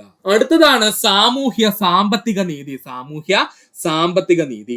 എല്ലാ ജനങ്ങൾക്കും പങ്കാളിത്തം നൽകുന്ന ഭരണ സംവിധാനമാണ് ജനാധിപത്യം. എല്ലാ ജനങ്ങൾക്കും പങ്കാളിത്തം നൽകുന്ന ഭരണ സംവിധാനമാണ് ജനാധിപത്യം. പങ്കാളികൾക്ക് എല്ലാവർക്കും തുല്യരാകുമ്പോഴാണ് ജനാധിപത്യം അർത്ഥവത്താകുന്നത്. പഠിച്ചോളണേ, പങ്കാളികൾക്ക് അല്ലെങ്കിൽ ജനങ്ങൾക്ക് എല്ലാവർക്കും തുല്യരാകുമ്പോൾ, ജനങ്ങൾ എല്ലാവരും തുല്യരാകുമ്പോഴാണ് ജനാധിപത്യം അർത്ഥവത്താകുന്നത്. സാമൂഹികവും സാമ്പത്തികവുമായ അസമത്വം കുറച്ചുകൊണ്ട് എല്ലാവർക്കും തുല്യ പരിഗണന നൽകുന്ന എന്നതാണ് സാമൂഹ്യ സാമ്പത്തിക നീതി എന്ന ആശയം ഉദ്ദേശിക്കുന്നത്. അപ്പോൾ എന്താണ് സാമൂഹ്യ സാമ്പത്തിക നീതി എന്ന് ഉദ്ദേശിക്കുന്ന സുഹൃത്തുക്കളെ? സാമൂഹികവും സാമ്പത്തികവുമായിട്ടുള്ള അസമത്വം അല്ലെങ്കിൽ സമമല്ലാത്ത, തുല്യമല്ലാത്ത അവസ്ഥ മാറ്റിക്കൊണ്ട് എല്ലാവർക്കും തുല്യ പരിഗണന നൽകുക എന്നതാണ് സാമൂഹ്യ സാമ്പത്തിക നീതി എന്ന ആശയം കൊണ്ട് ഉദ്ദേശിക്കുന്നത്. പഠിക്കുക. ഇതിന്റെ പ്രധാനപ്പെട്ട ഉദാഹരണങ്ങൾ നോക്കിക്കഴിഞ്ഞാൽ അടിമത്തം അവസാനിപ്പിക്കുക. അല്ലെ സുഹൃത്തുക്കളെ? അടിമത്തം ഉണ്ടെന്നുണ്ടെങ്കിൽ ഇവിടെ ഒരു സാമൂഹ്യ സാമ്പത്തിക നീതി ഉണ്ടാവോ? ഒരിക്കലുമില്ല. ഇവിടെ അസമത്വം ഉണ്ടാകും. അതുകൊണ്ട് അടിമത്തം അവസാനിപ്പിക്കുക. സ്ത്രീ വിവേചനം തടയുക. സ്ത്രീ പുരുഷ എന്നുള്ള വിവേചനം എന്ത് ചെയ്യുക? തടയുക. അല്ലെങ്കിൽ സ്ത്രീ എന്നുള്ള വിവേചനം തടയുക. തൊഴിലില്ലായ്മ പരിഹരിക്കുക. തൊഴിലില്ലായ്മ പരിഹരിക്കുക. അവിടെ എന്താണ്? സാമ്പത്തിക അസമത്വമാണ് വരുന്നത്. തൊഴിലില്ലായ്മ കൊണ്ട് സാമ്പത്തിക അസമത്വമാണ് വരുന്നത്. അത് പരിഹരിക്കുന്നതിന് വേണ്ടിയിട്ട് നമുക്ക് തൊഴിലില്ലായ്മ പരിഹരിക്കണം. അതുപോലെ തന്നെ ദാരിദ്ര്യ നിർമ്മാർജ്ജനം. ദാരിദ്ര്യ നിർമ്മാർജ്ജനം ഏതിലേക്കാ കൈചൂണ്ടുന്ന സുഹൃത്തുക്കളെ? സാമ്പത്തികമായ അസമത്വത്തിലേക്കാണ്. അപ്പോൾ സാമൂഹികമായ അസമത്വം എന്ന് പറഞ്ഞു കഴിഞ്ഞാൽ അടിമത്തം അവസാനിപ്പിക്കുകയും സ്ത്രീ വിവേചനം തടയുകയും ചെയ്യുക. ഇത് സാമൂഹിക അസമത്വത്തെ തടയുന്നു. ഇനി സാമ്പത്തികപരമായ അസമത്വത്തിന് ഉദാഹരണങ്ങൾ ചോദിച്ചു കഴിഞ്ഞാൽ അതാണ് തൊഴിലില്ലായ്മയും ദാരിദ്ര്യവും. അപ്പോൾ തൊഴിലില്ലായ്മ പരിഹരിച്ചു കഴിയുകയും ദാരിദ്ര്യം നിർമ്മാർജ്ജനം ചെയ്യുകയും ചെയ്തു കഴിഞ്ഞാൽ നമുക്ക് സാമ്പത്തികപരമായ അസമത്വം അവസാനിക്കും. സുഹൃത്തുക്കൾ, ഈ ഭാഗം പഠിക്കുക. അടുത്തതാണ് മാധ്യമങ്ങൾ. സമൂഹത്തിലെ സംഭവ വികാസങ്ങൾ ജനങ്ങളിൽ എത്തിക്കുവാൻ സഹായിക്കുന്ന ഒരു ഉപാധിയാണ് മാധ്യമങ്ങള്. ഇപ്പോൾ അത് വളരെ ശരിയാണല്ലേ സുഹൃത്തുക്കളെ? സമൂഹത്തിൽ നടക്കുന്ന സംഭവ വികാസങ്ങൾ അപ്പോൾ തന്നെ ജനങ്ങളിൽ എത്തിക്കുവാൻ സഹായിക്കുന്ന ഒരു ഉപാധിയാണ് മാധ്യമങ്ങൾ എന്നറിയപ്പെടുന്നത്. സ്വതന്ത്രവും നിഷ്പക്ഷവുമായ മാധ്യമങ്ങൾ ജനാധിപത്യത്തിന്റെ അടിത്തറയാണ്. ഈ ആദ്യം പറഞ്ഞ രണ്ടെണ്ണം അണ്ടർലൈൻ ചെയ്ത് പഠിച്ചോളേ. സ്വതന്ത്രമായിരിക്കണം, നിഷ്പക്ഷമായിട്ടുള്ള മാധ്യമങ്ങൾ ജനാധിപത്യത്തിന്റെ അടിത്തറയാണ്. ജനങ്ങളുടെ താല്പര്യങ്ങൾ പരസ്പരം അറിയുന്നതിനും പൊതുവായ ആവശ്യങ്ങൾ ഗവൺമെന്റിന്റെ ശ്രദ്ധയിൽ എത്തിക്കുന്നതിനും വേണ്ടി മാധ്യമങ്ങൾ സഹായിക്കുന്നു. ശരിയല്ലേ സുഹൃത്തുക്കളെ? നമ്മുടെ യൂട്യൂബ് അടക്കമുള്ള എല്ലാ മാധ്യമങ്ങളും ഇപ്പോൾ ജനങ്ങളുടെ പ്രധാനപ്പെട്ട പ്രശ്നങ്ങൾ അല്ലെങ്കിൽ ജനങ്ങൾ ചൂണ്ടിക്കാണിക്കുന്ന പ്രശ്നങ്ങൾ ഗവൺമെന്റിൽ ശ്രദ്ധയിൽ എത്തുന്നതിന് വേണ്ടി ഒരുപാട് സഹായിക്കുന്നുണ്ടല്ലേ? ജനങ്ങളുടെ താല്പര്യങ്ങൾ പരസ്പരം അറിയുന്നതിനും പൊതുവായ ആവശ്യങ്ങൾ ഗവൺമെന്റ് ശ്രദ്ധയിൽ എത്തിക്കുന്നതിനും വേണ്ടി മാധ്യമങ്ങൾ സഹായിക്കുന്നു. ഗവൺമെന്റ് തീരുമാനങ്ങൾ ജനങ്ങളിൽ എത്തിക്കുന്നത് മാധ്യമങ്ങൾ വഴിയാണ്. ഗവൺമെന്റ് തീരുമാനങ്ങൾ ജനങ്ങളിൽ എത്തിക്കുന്നത് മാധ്യമങ്ങൾ വഴിയാണ്. പഠിക്കുക. അടുത്തതാണ് പ്രതിപക്ഷം. എന്താ സുഹൃത്തുക്കളെ പ്രതിപക്ഷം എന്ന് പറഞ്ഞു കഴിഞ്ഞാൽ? തിരഞ്ഞെടുപ്പിലൂടെ ഒരു ഭരണപക്ഷവും പ്രതിപക്ഷവും രൂപപ്പെടുന്നു. പ്രീവിയസ് ക്വസ്റ്റ്യൻ ആണ്, പഠിച്ചോണേ. ഒരു തിരഞ്ഞെടുപ്പ് നടന്നു കഴിഞ്ഞാൽ ഉറപ്പായിട്ടും അവിടെ ഒരു ഭരണപക്ഷവും ഉണ്ടാകും, അതുപോലെ തന്നെ പ്രതിപക്ഷവും ഉണ്ടാകും. പഠിക്കുക. ഗവൺമെന്റ് പ്രവർത്തനങ്ങളിലെ പാളിച്ചകൾ തുറന്നുകാട്ടി നല്ല രീതിയിൽ പ്രവർത്തിക്കാൻ ഗവൺമെന്റിനെ പ്രേരിപ്പിക്കുകയാണ് പ്രതിപക്ഷത്തിന്റെ ധർമ്മം. പഠിച്ചോളേ. ഗവൺമെന്റിന്റെ പ്രവർത്തനങ്ങളിലെ പാളിച്ചകൾ മനസ്സിലാക്കിക്കൊണ്ട് അത് തുറന്നുകാട്ടി നല്ല രീതിയിൽ പ്രവർത്തിക്കാൻ ഗവൺമെന്റിനെ പ്രേരിപ്പിക്കുകയാണ് ഒരു പ്രതിപക്ഷത്തിന്റെ ധർമ്മം. അപ്പോൾ എന്താണ് പ്രതിപക്ഷം എന്ന് ചോദിച്ചാൽ, ഒരു തിരഞ്ഞെടുപ്പ് നടന്നു കഴിഞ്ഞാൽ ഒരു ഭരണപക്ഷവും പ്രതിപക്ഷവും രൂപപ്പെടുന്നു. ഇതിൽ പ്രതിപക്ഷത്തിന്റെ ജോലി എന്തെന്ന് ചോദിച്ചാൽ ഗവൺമെന്റിന്റെ പ്രവർത്തനങ്ങളിലെ പാളിച്ചകൾ തുറന്നു കാട്ടുകയും നല്ല രീതിയിൽ പ്രവർത്തിക്കാൻ ഗവൺമെന്റിനെ പ്രേരിപ്പിക്കുകയും ചെയ്യുന്നു. ഇതാണ് പ്രതിപക്ഷത്തിന്റെ ധർമ്മം. പഠിക്കുക. അടുത്തതായി നമുക്ക് നോക്കാനുള്ളതാണ് ജനാധിപത്യത്തിന്റെ മേന്മകൾ എന്തൊക്കെയാണെന്ന്. ജനാധിപത്യത്തിന്റെ മേന്മകൾ എന്തൊക്കെയാണെന്ന് നമ്മൾ നോക്കാൻ പോകുന്നത്. ജനാധിപത്യം മാനുഷിക മൂല്യങ്ങൾക്കും വ്യക്തി സ്വാതന്ത്ര്യത്തിനും അംഗീകാരം നൽകുന്നു. ശരിയല്ലേ? ജനാധിപത്യം മാനുഷിക മൂല്യങ്ങൾക്കും വ്യക്തി സ്വാതന്ത്ര്യത്തിനും അധികാരം നൽകുന്നു. മറ്റുള്ളവരുടെ അഭിപ്രായങ്ങളെ മാനിക്കുന്നു. അതായത് ജനങ്ങളുടെ അഭിപ്രായങ്ങളെ മാനിക്കുന്നു. അഭിപ്രായങ്ങളോട് യോജിക്കുവാനോ വിയോജിക്കുവാനോ വ്യക്തികൾക്ക് അല്ലെങ്കിൽ ജനത്തിന് അവകാശം നൽകുന്നു. അഭിപ്രായങ്ങളോട് യോജിക്കുവാനോ വിയോജിക്കുവാനോ ജനങ്ങൾക്ക് അല്ലെങ്കിൽ വ്യക്തികൾക്ക് അവകാശം നൽകുന്നു. കൂട്ടായ തീരുമാനങ്ങൾ എടുക്കുന്നതിന് പ്രോത്സാഹനം നൽകുന്നു.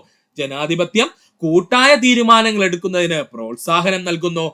എല്ലാ മേഖലകളിലും തുല്യത ഉറപ്പാക്കാൻ ജനാധിപത്യത്തിന് കഴിയുന്നു. എല്ലാ മേഖലകളിലും തുല്യത ഉറപ്പാക്കാൻ ജനാധിപത്യത്തിന് കഴിയുന്നു. ലോകത്തിൽ നിലനിൽക്കുന്ന ഭരണ സംവിധാനത്തിൽ ഏറ്റവും മികച്ച ഭരണ സംവിധാനം എന്നറിയപ്പെടുന്നത് ജനാധിപത്യമാണ്. അതാണ് മോസ്റ്റ് ഇമ്പോർട്ടന്റ് പോയിന്റ് ആയിട്ട് പഠിക്കാനുള്ളത്. ലോകത്തിൽ നിലനിൽക്കുന്ന ഭരണ സംവിധാനങ്ങളിൽ ഏറ്റവും മികച്ച ഭരണ സംവിധാനം എന്ന് ചോദിച്ചു കഴിഞ്ഞാൽ അത് ജനാധിപത്യ ഭരണ സംവിധാനമാണ്. ഒന്നുകൂടി പറയാം സുഹൃത്തുക്കളെ, ജനാധിപത്യത്തിന്റെ മേന്മകൾ എന്തൊക്കെയെന്ന് പറഞ്ഞു കഴിഞ്ഞാൽ, ജനാധിപത്യം മാനുഷിക മൂല്യങ്ങൾക്കും വ്യക്തി സ്വാതന്ത്ര്യത്തിനും അംഗീകാരം നൽകുന്നു. മറ്റുള്ളവരുടെ അഭിപ്രായങ്ങളെ മാനിക്കുന്നു. ജനാധിപത്യം അഭിപ്രായങ്ങളോട് യോജിക്കുവാനോ വിയോജിക്കുവാനോ വ്യക്തികൾക്ക് അവകാശം നൽകുന്നു, അല്ലെങ്കിൽ ജനങ്ങൾക്ക് അവകാശം നൽകുന്നു. കൂട്ടായ തീരുമാനമെടുക്കുന്നതിന് പ്രോത്സാഹനം നൽകുന്നു. എല്ലാ മേഖലകളിലും തുല്യത ഉറപ്പാക്കാൻ ജനാധിപത്യത്തിന് കഴിയുന്നു. ലോകത്തിൽ നിലനിൽക്കുന്ന ഭരണ സംവിധാനത്തിൽ ഏറ്റവും മികച്ചത് എന്ന് ചോദിച്ചാൽ അത് ജനാധിപത്യ ഭരണ സംവിധാനമാണ്. പഠിക്കുക. നമ്മൾ അടുത്ത ചാപ്റ്ററിലേക്ക് പോവുകയാണ്. അതാണ് 10ാമത്തെ ചാപ്റ്റർ, കേരളക്കരയിൽ. PSCയുടെ ബേസിക് ലെവലുള്ള ഒത്തിരി ചോദ്യങ്ങൾ സുഹൃത്തുക്കൾ ഇവിടെ കാണാം.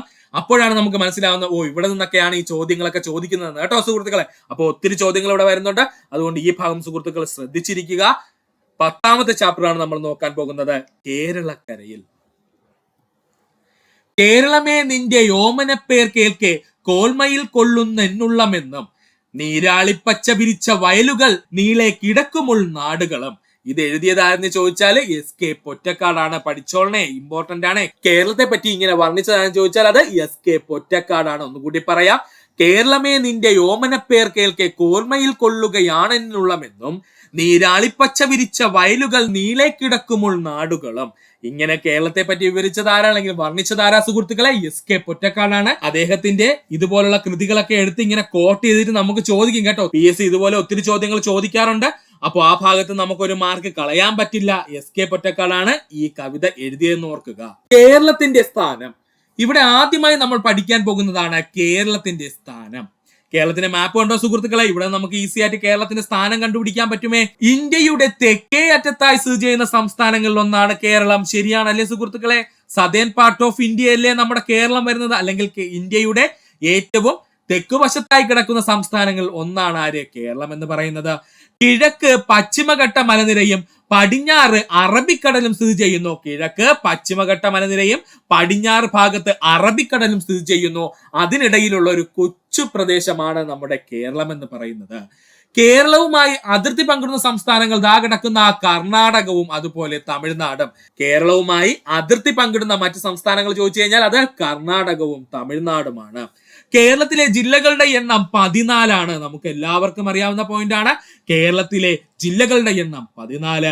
കേരളത്തിലെ ഏറ്റവും വലിയ ജില്ല ഇടുക്കി ജില്ലയാണ്. ഇപ്പോൾ പഠിച്ചോളണേ, കേരളത്തിലെ ഏറ്റവും വലിയ ജില്ല എന്ന് ചോദിച്ചാൽ ഇപ്പോൾ ഇടുക്കി ജില്ലയാണ്. കേരളത്തിലെ ഏറ്റവും ചെറിയ ജില്ല എന്നറിയപ്പെടുന്നത് ആലപ്പുഴ ജില്ലയാണ്. വ്യത്യാസമില്ല, കേരളത്തിലെ ഏറ്റവും ചെറിയ ജില്ല എന്നറിയപ്പെടുന്നത് ആലപ്പുഴ ജില്ലയാണ്. കണ്ടോ, വളരെ ചെറിയൊരു ജില്ലയാണ് ആലപ്പുഴ ജില്ല. എന്നാൽ ഇടുക്കി ജില്ലയുടെ വലിപ്പം നോക്കിയ സുഹൃത്തുക്കളെ. അപ്പോൾ കേരളത്തിലെ ഏറ്റവും വലിയ ജില്ല ചോദിച്ചാൽ അത് ഇടുക്കി ജില്ലയും, കേരളത്തിലെ ഏറ്റവും ചെറിയ ജില്ല ചോദിച്ചാൽ അത് ആലപ്പുഴ ജില്ലയുമാണ്. കേരളത്തിൽ കടൽ തീരമില്ലാത്ത ജില്ലകളുടെ എണ്ണം 5 ആണ്. കേരളത്തിലെ കടൽ തീരമില്ലാത്ത ജില്ലകളുടെ എണ്ണം 5 ആണ്. നമുക്ക് അവന്മാർ ആരൊക്കെയെന്ന് നോക്കാം. പത്തനംതിട്ട ജില്ല, ഇടുക്കി ജില്ല, കോട്ടയം ജില്ല, പാലക്കാട് ജില്ല, അതുപോലെ തന്നെ വയനാട് ജില്ല. വളരെ ഈസി അല്ലേ സുഹൃത്തുക്കളെ? ശ്രദ്ധിച്ച സുഹൃത്തുക്കൾ, നമ്മുടെ ചിത്രത്തിലേക്ക് ഈ വരുന്ന ഭാഗമാണ് നമ്മുടെ പടിഞ്ഞാറേ അതിരെന്ന് പറയുന്ന കേരളത്തിന്റെ. ഇവിടെയാണ് ആര് വരുന്നത്? അറബിക്കടൽ വരുന്നത്. അപ്പൊ അറബിക്കടലിന്റെ തീരത്തുള്ള ജില്ലകളെ അങ്ങ് മാറ്റിക്കഴിഞ്ഞു കഴിഞ്ഞാല് ബാക്കിയുള്ള ജില്ലകൾ എത്ര ഉണ്ട്? 5 ജില്ലകളുണ്ട്. ആ 5 ജില്ലകളുടെ പേരാണ് നമ്മൾ പറഞ്ഞത്. പത്തനംതിട്ട ജില്ല, ഇടുക്കി ജില്ല, കോട്ടയം ജില്ല, പാലക്കാട് ജില്ല, അതുപോലെ തന്നെ വയനാട് ജില്ല. പഠിക്കുക. കേരളത്തിന്റെ ഭൂപ്രകൃതിയാണ് ഇനി നമുക്ക് നോക്കാനുള്ളത്. സമുദ്രനിരപ്പിൽ നിന്നുള്ള ഉയരത്തിന്റെ അടിസ്ഥാനത്തിൽ കേരളത്തിന്റെ ഭൂപ്രകൃതിയെ 3ആയി തരംതിരിച്ചിരിക്കുന്നു. ഏതൊക്കെയാത്? മലനാട്, ഇടനാട്, തീരപ്രദേശം. PSCയുടെ മോസ്റ്റ് റിപ്പീറ്റഡ് ആയിട്ടുള്ള പോയിന്റ്സ് ആണ് ഇവിടെ പറയാൻ പോകുന്നതെല്ലാം. കേരളത്തിന്റെ ഭൂപ്രകൃതിയെ നമ്മൾ ഏത് രീതിയിലാ തരംതിരിച്ചിരിക്കുന്നത്? സമുദ്രനിരപ്പിൽ നിന്നുള്ള ഉയരത്തിന്റെ അടിസ്ഥാനത്തിലാണ് നമ്മൾ പറഞ്ഞിരിക്കുന്നത്. അങ്ങനെ നമ്മൾ ഭൂപ്രകൃതി എന്തൊക്കെയായിട്ട് തരംതിരിച്ചിട്ടുണ്ട്? മലനാടെന്നും ഇടനാടെന്നും തീരപ്രദേശം എന്നും 3ആയിട്ട് നമ്മൾ തരംതിരിച്ചിട്ടുണ്ട്. ആദ്യമായി നമ്മൾ നോക്കാൻ പോകുന്നതാണ് മലനാട്. സമുദ്രനിരപ്പിൽ നിന്നും ഏകദേശം 75 മീറ്ററിൽ കൂടുതൽ ഉയരത്തിൽ സ്ഥിതി ചെയ്യുന്ന പ്രദേശമാണ് മലനാട്. പ്രീവിയസ് ക്വസ്റ്റ്യൻ ആണ് പറഞ്ഞത്. സമുദ്രനിരപ്പിൽ നിന്നും ഏകദേശം 75 മീറ്ററിൽ കൂടുതൽ ഉയരം. സമുദ്രനിരപ്പ് എന്ന് പറയുമ്പോഴത്തേക്കും ബേസ് ലെവൽ, ഇപ്പൊ ഇതാണ് സമുദ്രം എന്ന് പറഞ്ഞു കഴിഞ്ഞാൽ അവിടെ നിന്നും 75 മീറ്റർ ഉയരത്തിലായിരിക്കും ആര് കാണപ്പെടുന്നത്? മലനാട് കാണപ്പെടുന്നത്. അപ്പൊ മിനിമം ഉയരം എത്രയാണ് മലനാടിന്റെ? 75 മീറ്റർ. അവിടെ നിന്ന് മുകളിലോട്ട് കൂടിക്കൊണ്ടിരിക്കും മലനാടിന്റെ ഉയരം എന്ന് പറയുന്നത്. ഉയരം കൂടിയ കുന്നുകളും മലകളും കാണപ്പെടുന്ന പ്രദേശം ചോദിച്ചു കഴിഞ്ഞാൽ അത് മലനാടാണ്. ഉയരം കൂടിയ കുന്നുകളും മലകളും കാണപ്പെടുന്ന പ്രദേശം എന്ന് ചോദിച്ചാൽ അത് മലനാടാണ്. നദികളുടെ പ്രധാന ഉത്ഭവ കേന്ദ്രം എന്നറിയപ്പെടുന്നത് മലനാടാണ്. ഇമ്പോർട്ടന്റ് പോയിന്റ്, നദികളുടെ പ്രധാന ഉത്ഭവ കേന്ദ്രം എന്നറിയപ്പെടുന്നത് മലനാടാണ്. കേരളത്തിന്റെ ഭാഗമായ വനമേഖലകളുടെ ഭൂരിഭാഗവും മലനാടിന്റെ ഭാഗമാണ്. കേരളത്തിന്റെ ഭാഗമായി വരുന്ന വനമേഖലകളുടെ ഭൂരിഭാഗവും മലനാടിന്റെ ഭാഗമാണ്. പഠിക്കുക. അപ്പൊ സുഹൃത്തുക്കളെ ചിത്രത്തിലേക്ക് ശ്രദ്ധിക്കുക. ഈ മാർക്ക് ചെയ്തിരിക്കുന്നുണ്ടോ, ഇതാണ് കേട്ടോ മലനാട് എന്ന് പറയുന്നത്. ഈ മലനാടിന്റെ പ്രത്യേകത എന്താണ്? ബാക്കിയുള്ള 2 ഭൂവിഭാഗത്തിനേക്കാളും കൂടുതൽ കാണപ്പെടുന്നത് ആരാണ്? അത് മലനാടാണ്. മറക്കല്ലേ, കേരളത്തിൽ ഏറ്റവും കൂടുതൽ കാണപ്പെടുന്ന ഭൂപ്രകൃതി എന്ന് ചോദിച്ചാൽ അത് മലനാടാണ്. കണ്ടോ മലനാട് കിടക്കുന്നത്, അതിനിടയ്ക്ക് ഇടനാട് വരുന്നു, അതിനുശേഷം എന്ത് ചെയ്യുന്നു? ഏറ്റവും കുറവാണെന്ന് ചോദിച്ചാൽ അത് തീരപ്രദേശമാണ്. മലനാടെന്ന് പറയുന്നത് നമ്മുടെ ഇവിടെയുള്ള സമുദ്രനിരപ്പിൽ നിന്ന് ഏകദേശം എത്രയാ സുഹൃത്തുക്കളെ വരുന്നത്? 75 മീറ്റർ ഉയരത്തിലാണ്. 75 മീറ്റർ ഉയരത്തിന് ശേഷമാണ് ആരംഭിക്കുന്നത്? നമ്മുടെ മലനാട് ആരംഭിക്കുന്നത്. ശ്രദ്ധിക്കുക. ഉയരം കൂടിയ കുന്നുകളും മലകളും കാണപ്പെടുന്ന ഭാഗം മലനാട്. നദികളുടെ പ്രധാന ഉത്ഭവ കേന്ദ്രം എന്നറിയപ്പെടുന്നത് മലനാടാണ്. കേരളത്തിന്റെ ഭാഗമായ വനമേഖലകളുടെ ഭൂരിഭാഗവും കാണപ്പെടുന്നത് മലനാടിന്റെ ഭാഗമായാണ്. അതിനോടൊപ്പം നമ്മൾ ഇമ്പോർട്ടൻസ് കൊടുത്ത് പഠിക്കേണ്ടതാണ്, കേരളത്തിലെ ഏറ്റവും കൂടുതൽ കാണപ്പെടുന്ന ഭൂപ്രകൃതി ഏത് എന്ന് ചോദിച്ചു കഴിഞ്ഞാൽ അത് മലനാടാണ്. അടുത്തതാണ് പശ്ചിമഘട്ട മലനിരകൾ. ഇതിനെ പറ്റിയാണ് സുഹൃത്തുക്കൾ നമ്മൾ നോക്കാൻ പോകുന്നത്. പശ്ചിമഘട്ട മലനിരകളെ പറ്റി. തെക്ക് തമിഴ്നാട് മുതൽ വടക്ക് ഗുജറാത്ത് വരെ വ്യാപിച്ചു കിടക്കുന്ന മലനിരകളാണ് പശ്ചിമഘട്ട മലനിരകൾ. പ്രീവിയസ് ക്വസ്റ്റ്യൻ ആണ് പറഞ്ഞത്. തെക്ക് തമിഴ്നാട് മുതൽ ആരംഭിച്ച് വടക്ക് ഗുജറാത്ത് സംസ്ഥാനം വരെ വ്യാപിച്ചു കിടക്കുന്ന മലനിരകളാണ് പശ്ചിമഘട്ട മലനിരകൾ. മലനാട് പശ്ചിമഘട്ട മലനിരകളുടെ ഭാഗമാണ്. മലനാട് പശ്ചിമഘട്ട മലനിരകളുടെ ഭാഗമാണ്. വീണ്ടും പ്രീവിയസ് ക്വസ്റ്റ്യൻ വന്നേ, മലനാട് പശ്ചിമഘട്ട മലനിരകളുടെ ഭാഗമാണ്. സഹ്യപർവ്വതം എന്ന പേരിൽ അറിയപ്പെടുന്നത് പശ്ചിമഘട്ട മലനിരകളാണ്. വീണ്ടും പ്രീവിയസ് ക്വസ്റ്റ്യൻ, സഖ്യപർവ്വതം എന്ന പേരിൽ അറിയപ്പെടുന്നത് പശ്ചിമഘട്ട മലനിരകളാണ്. പശ്ചിമഘട്ട മലനിരകൾ കാണപ്പെടുന്ന പ്രധാന വൃക്ഷങ്ങളാണ് ഈട്ടി, അകിൽ, ചന്ദനം, അതുപോലെ തന്നെ രക്തചന്ദനം ഉണ്ട്. പഠിച്ചോളനെ. പശ്ചിമഘട്ട മലനിരകൾ കാണപ്പെടുന്ന പ്രധാന വൃക്ഷങ്ങൾ ചോദിച്ചു കഴിഞ്ഞാൽ ഈട്ടി, അകിൽ, ചന്ദനം, അതിനോടൊപ്പം തന്നെ രക്തചന്ദനവും ചോദിച്ചു കഴിഞ്ഞാലും എവിടെ കാണപ്പെടുന്നുണ്ട്? പശ്ചിമഘട്ട മലനിരകളിൽ കാണപ്പെടുന്നുണ്ട്. പശ്ചിമഘട്ട മലനിരകളിൽ കൂടുതലായി കാണപ്പെടുന്ന പാമ്പ് വർഗം ചോദിച്ചാൽ അത് രാജവെമ്പാലയാണ്. പശ്ചിമഘട്ട മലനിരകളിൽ കൂടുതലായി കാണപ്പെടുന്ന പാമ്പ് വർഗം ചോദിച്ചു കഴിഞ്ഞാൽ അത് രാജവെമ്പാലയാണ്. ഒന്നുകൂടി പറയാം സുഹൃത്തുക്കളെ, തെക്കു തമിഴ്നാട് മുതൽ വടക്ക് ഗുജറാത്ത് വരെ വ്യാപിച്ചു കിടക്കുന്ന മലനിരകളാണ് പശ്ചിമഘട്ട മലനിരകൾ. മലനാട് പശ്ചിമഘട്ട മലനിരകളുടെ ഭാഗമാണ്. സഖ്യപർവ്വതം എന്ന പേരിൽ അറിയപ്പെടുന്നത് പശ്ചിമഘട്ട മലനിരകൾ. പശ്ചിമഘട്ട മലനിരകളിൽ കാണപ്പെടുന്ന പ്രധാന വൃക്ഷങ്ങൾ ചോദിച്ചാൽ ഈട്ടി, അകിൽ, ചന്ദനം, അതുപോലെ തന്നെ രക്തചന്ദനം ചോദിച്ചാലും ഉത്തരം തന്നെയാണ്. പശ്ചിമഘട്ട മലനിരകളിൽ കൂടുതലായി കാണപ്പെടുന്ന പാമ്പ് വർഗം ചോദിച്ചാൽ അത് രാജവെമ്പാലയാണ്. പഠിക്കുക. അടുത്തതാണ് സൈലന്റ് വാലി. പാലക്കാട് ജില്ലയിലെ മണ്ണാർക്കാട് താലൂക്ക് സ്ഥിതി ചെയ്യുന്ന വനപ്രദേശമാണ് സൈലന്റ് വാലി എന്ന പേരിൽ അറിയപ്പെടുന്നത്. പാലക്കാട് ജില്ലയിലെ മണ്ണാർക്കാട് താലൂക്കിൽ സ്ഥിതി ചെയ്യുന്ന വനപ്രദേശമാണ് സൈലന്റ് വാലി എന്ന പേരിൽ അറിയപ്പെടുന്നത്. പ്രീവിയസ് ക്വസ്റ്റ്യൻ ആണേ പറഞ്ഞത്. ഇതുപോലെ തന്നെ PSC ചോദിച്ചിട്ടുണ്ട്. പഠിക്കുക. സൈലന്റ് വാലി ദേശീയ ഉദ്യാനമാണ്. സൈലന്റ് വാലി ഒരു ദേശീയ ഉദ്യാനമാണ്. Previous question.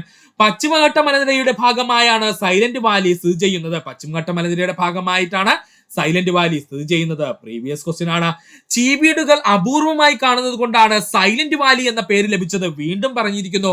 പ്രീവിയസ് ക്വസ്റ്റ്യൻ, ചീവീടുകൾ അപൂർവമായി കാണുന്നത് കൊണ്ടാണ് സൈലന്റ് വാലി എന്ന പേര് ലഭിച്ചത്. നിശബ്ദ താഴ്വര എന്നറിയപ്പെടുന്ന വനപ്രദേശം സൈലന്റ് വാലി. വീണ്ടും പ്രീവിയസ് ക്വസ്റ്റ്യൻ വന്നിരിക്കുന്നു. നിശബ്ദ താഴ്വര എന്ന പേരിൽ അറിയപ്പെടുന്ന വനപ്രദേശം ചോദിച്ചു കഴിഞ്ഞാൽ അത് സൈലന്റ് വാലിയാണ്. സൈലന്റ് വാലിയിൽ സംരക്ഷിക്കപ്പെടുന്ന ജീവിവർഗം സിംഹവാലൻ കുരങ്ങുകളാണ്. സൈലന്റ് വാലിയിൽ സംരക്ഷിക്കപ്പെടുന്ന ജീവിവർഗം ചോദിച്ചു കഴിഞ്ഞാൽ അത് സിംഹവാലൻ കുരങ്ങുകളാണ്. വീണ്ടും പ്രീവിയസ് ക്വസ്റ്റ്യൻ, സൈലന്റ് വാലിയിൽ സിംഹവാലൻ കുരങ്ങുകളുടെ സാന്നിധ്യം കൂടുതലായി കാണപ്പെടുന്നതിന് കാരണം വെടിപ്ലാവ് ഉള്ളത് കൊണ്ട്. സൈലന്റ് വാലിയിൽ സിംഹവാലൻ കുരങ്ങിനെ കൂടുതലായി കാണപ്പെടുന്നതിന് കാരണം ചോദിച്ചു കഴിഞ്ഞാൽ അത് വെടിപ്ലാവിന്റെ സാന്നിധ്യമാണ്. ഇതിൽ പറഞ്ഞിരിക്കുന്ന ഓരോ പോയിന്റും PSC പ്രീവിയസ് ആയി ചോദിച്ചതാണ്. നമ്മുടെ ടെക്സ്റ്റ് ബുക്കിൽ വ്യക്തമായി എഴുതിയിരിക്കുന്ന പോയിന്റ് ആണ് ഇവ ഇത്രയും. അതുകൊണ്ട് പഠിക്കുക. ഒന്നുകൂടി പറയാം. പാലക്കാട് ജില്ലയിലെ മണ്ണാർക്കാട് താലൂക്ക് സ്ഥിതി ചെയ്യുന്ന വനപ്രദേശമാണ് സൈലന്റ് വാലി. സൈലന്റ് വാലി ഒരു ദേശീയ ഉദ്യാനമാണ്. പശ്ചിമഘട്ട മലനിരകളുടെ ഭാഗമാണ് സൈലന്റ് വാലി. ചീവീടുകൾ അപൂർവമായി കാണുന്നത് കൊണ്ടാണ് സൈലന്റ് വാലി എന്ന പേര് ലഭിച്ചത്. നിശബ്ദ താഴ്വര എന്നറിയപ്പെടുന്ന വനപ്രദേശം സൈലന്റ് വാലിയാണ്. സൈലന്റ് വാലിയിൽ സംരക്ഷിക്കപ്പെടുന്ന ജീവിവർഗം സിംഹവാലൻ കുരങ്ങുകളാണ്. സൈലന്റ് വാലിയിൽ സിംഹവാലൻ കുരങ്ങിനെ കൂടുതലായി കാണപ്പെടുന്നതിന് കാരണം, അല്ലെങ്കിൽ സിംഹവാലൻ കുരങ്ങിന്റെ സാന്നിധ്യം കൂടുതലായിട്ട് കാണപ്പെടുന്നതിന് കാരണം വെടിപ്ലാവിന്റെ സാന്നിധ്യമാണ്. അടുത്തതാണ് ഇടനാട്. സമുദ്രനിരപ്പിൽ നിന്നും 7.5 മീറ്റർ മുതൽ 75 മീറ്റർ വരെ ഉയരമുള്ള ഭൂപ്രദേശമാണ് ഇടനാട് എന്ന പേരിൽ അറിയപ്പെടുന്നത്. കൺഫ്യൂഷൻ ഉണ്ടാവല്ലേ സുഹൃത്തുക്കളെ? സമുദ്രനിരപ്പിൽ നിന്നും 7.5 മീറ്റർ മുതൽ ആരംഭിച്ച് അവിടെ നിന്നും പൊങ്ങി 75 മീറ്റർ വരെ ഉള്ള ഭൂവിഭാഗത്തെ അല്ലെങ്കിൽ ഭൂപ്രദേശത്തെ അറിയപ്പെടുന്ന പേരാണ് ഇടനാട് എന്നുള്ളത്. ഒന്നുകൂടി പറയാം, കൺഫ്യൂഷൻ വേണ്ട. സമുദ്രനിരപ്പിൽ നിന്നും 7.5 മീറ്റർ പൊങ്ങിയിട്ട് അവിടെ നിന്ന് പയ്യെ പൊങ്ങി ഏതുവരെ പോകും? 75 മീറ്റർ എത്തുന്നത് വരെ ഇങ്ങനെ പൊങ്ങി നിൽക്കും. ഇവനെ വിളിക്കുന്ന പേരാണ് ഇടനാട് എന്നുള്ളത്. ചെറിയ കുന്നുകളും താഴ്വരകളും നദീതടങ്ങളും കാണപ്പെടുന്ന കേരളത്തിലെ ഭൂവിഭാഗമാണ് ഇടനാട്. ഇമ്പോർട്ടന്റ് ആണ്, പഠിച്ചോളണേ.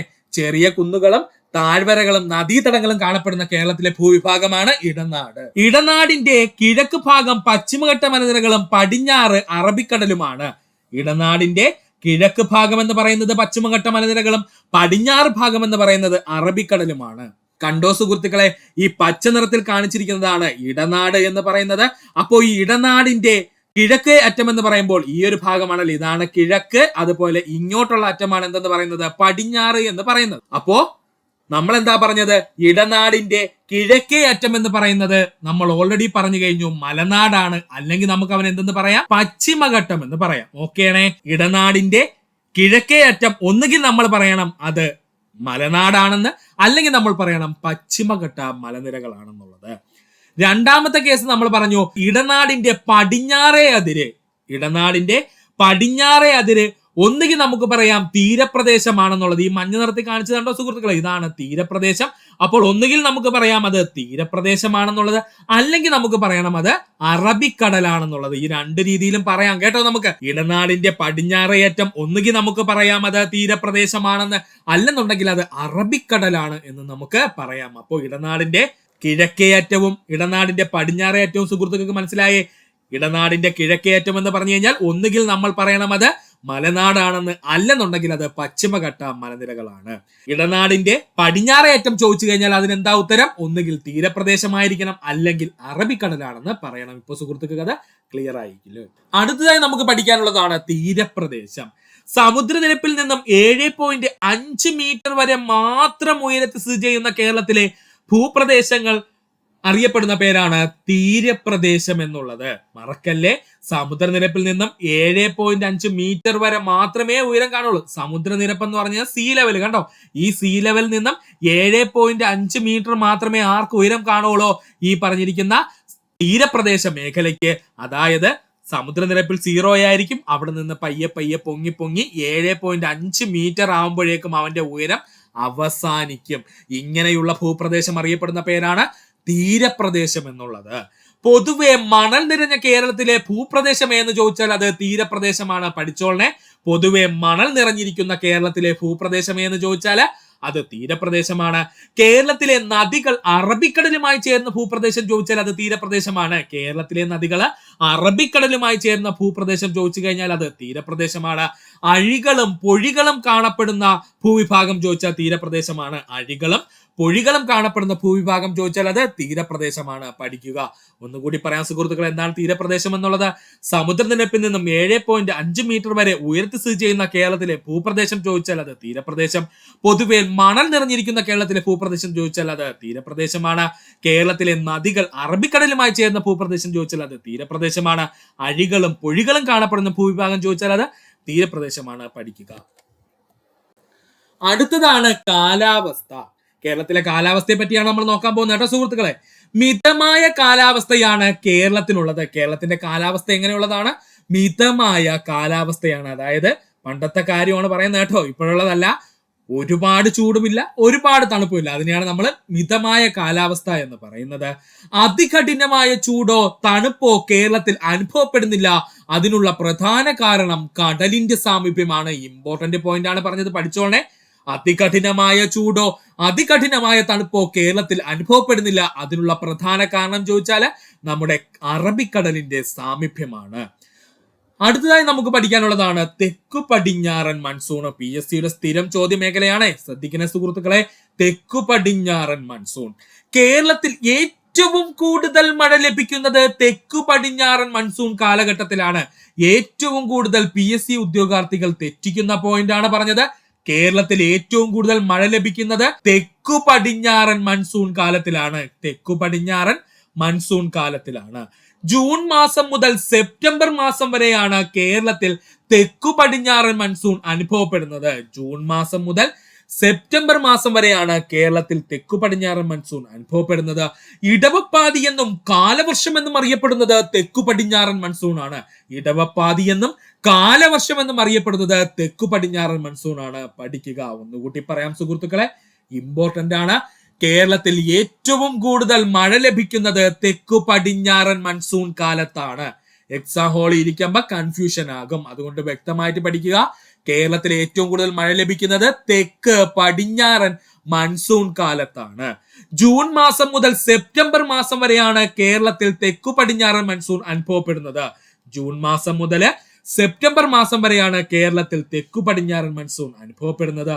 ഇടവപ്പാതി എന്നും കാലവർഷം എന്നും അറിയപ്പെടുന്നത് തെക്കു പടിഞ്ഞാറൻ മൺസൂൺ. ഇടവപ്പാതി എന്നും കാലവർഷം എന്നും അറിയപ്പെടുന്നത് തെക്കു പടിഞ്ഞാറൻ മൺസൂൺ ആണ്.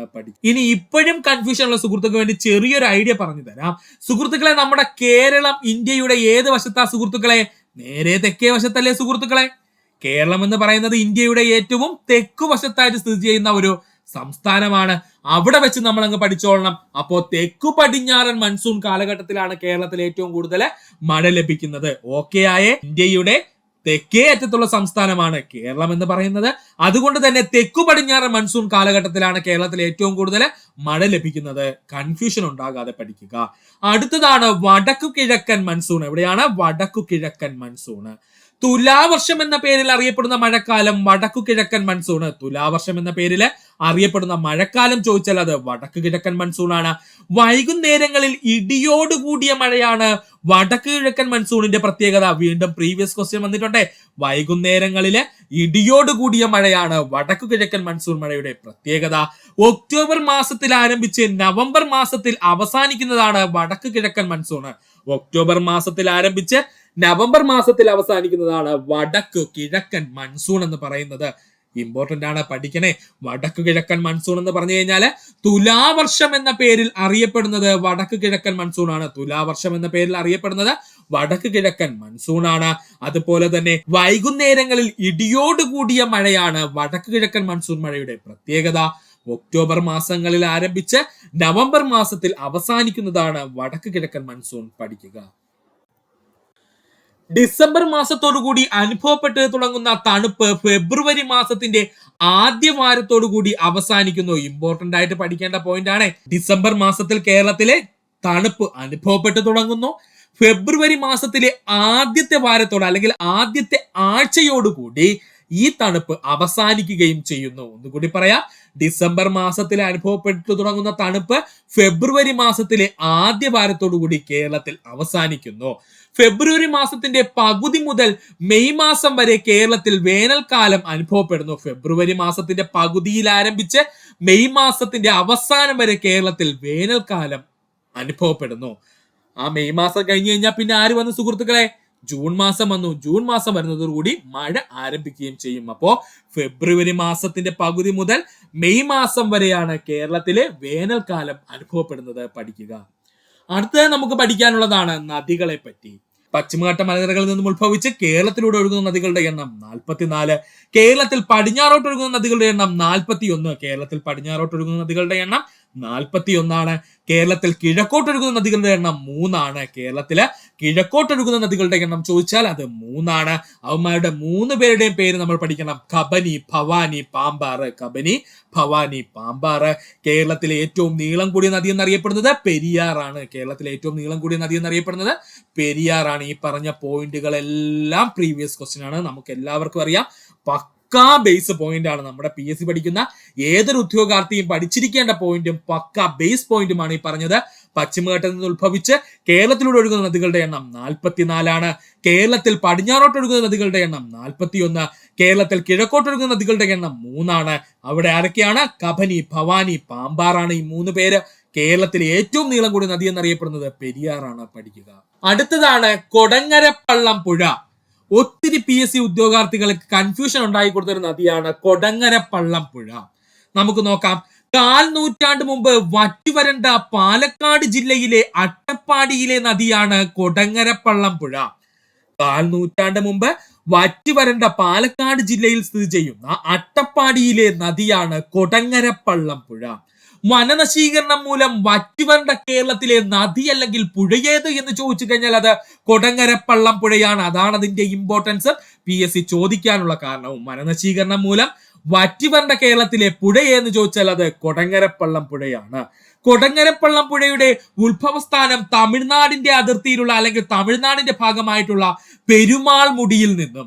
കൊടങ്ങരപ്പള്ളം പുഴയുടെ ഉത്ഭവസ്ഥാനം ചോദിച്ചാല് ഇപ്പോഴത്തെ തമിഴ്നാടിന്റെ അതിർത്തിയിലുള്ള അല്ലെങ്കിൽ ഭാഗമായി വരുന്ന പെരുമാൾ മുടിയിൽ നിന്നുമാണ്. കൊടങ്ങരപ്പള്ളം പുഴ പതിക്കുന്നത് ഭവാനിപ്പുഴയിലെ. പഠിച്ചോളനെ, ഇമ്പോർട്ടന്റ് ആണ്. കൊടങ്ങരപ്പള്ളം പുഴ പതിക്കുന്നത് ഭവാനിപ്പുഴയിലാണ്. കേരളത്തിൽ നീരൊഴുക്ക് വീണ്ടെടുത്ത പുഴ എന്നറിയപ്പെടുന്നത് കൊടങ്ങരപ്പള്ളം പുഴ. ഇതാണ് PSC പ്രീവിയസ് ആയി ചോദിച്ചത്. അന്ന് ഒത്തിരി ഉദ്യോഗാർത്ഥികൾക്ക് ഉത്തരം കിട്ടാതെ പോയി. പക്ഷെ നമ്മുടെ 5ാം ക്ലാസ്സിലെ ടെക്സ്റ്റ് ബുക്കിൽ വ്യക്തമായി കൊടുത്തിരുന്ന പോയിന്റ് ആയിരുന്നു അത്. കേരളത്തിലെ നീരൊഴുക്ക് വീണ്ടെടുത്ത പുഴ എന്നറിയപ്പെടുന്നത് എന്ന് ചോദിച്ചാൽ അത് കൊടങ്ങരപ്പള്ളം പുഴയാണ്. ഇത് പ്രീവിയസ് ആയി ചോദിച്ചിട്ടുണ്ട്. അപ്പൊ ഒന്നുകൂടി പറയാൻ സുഹൃത്തുക്കളെ, ശ്രദ്ധിച്ചിരിക്കുക. കൊടങ്ങരപ്പള്ളം പുഴ 1/4 നൂറ്റാണ്ട് മുമ്പ് വറ്റിവരണ്ട പാലക്കാട് ജില്ലയിലെ അട്ടപ്പാടിയിൽ സ്ഥിതി ചെയ്യുന്ന നദിയാണ് കൊടങ്ങരപ്പള്ളം പുഴ.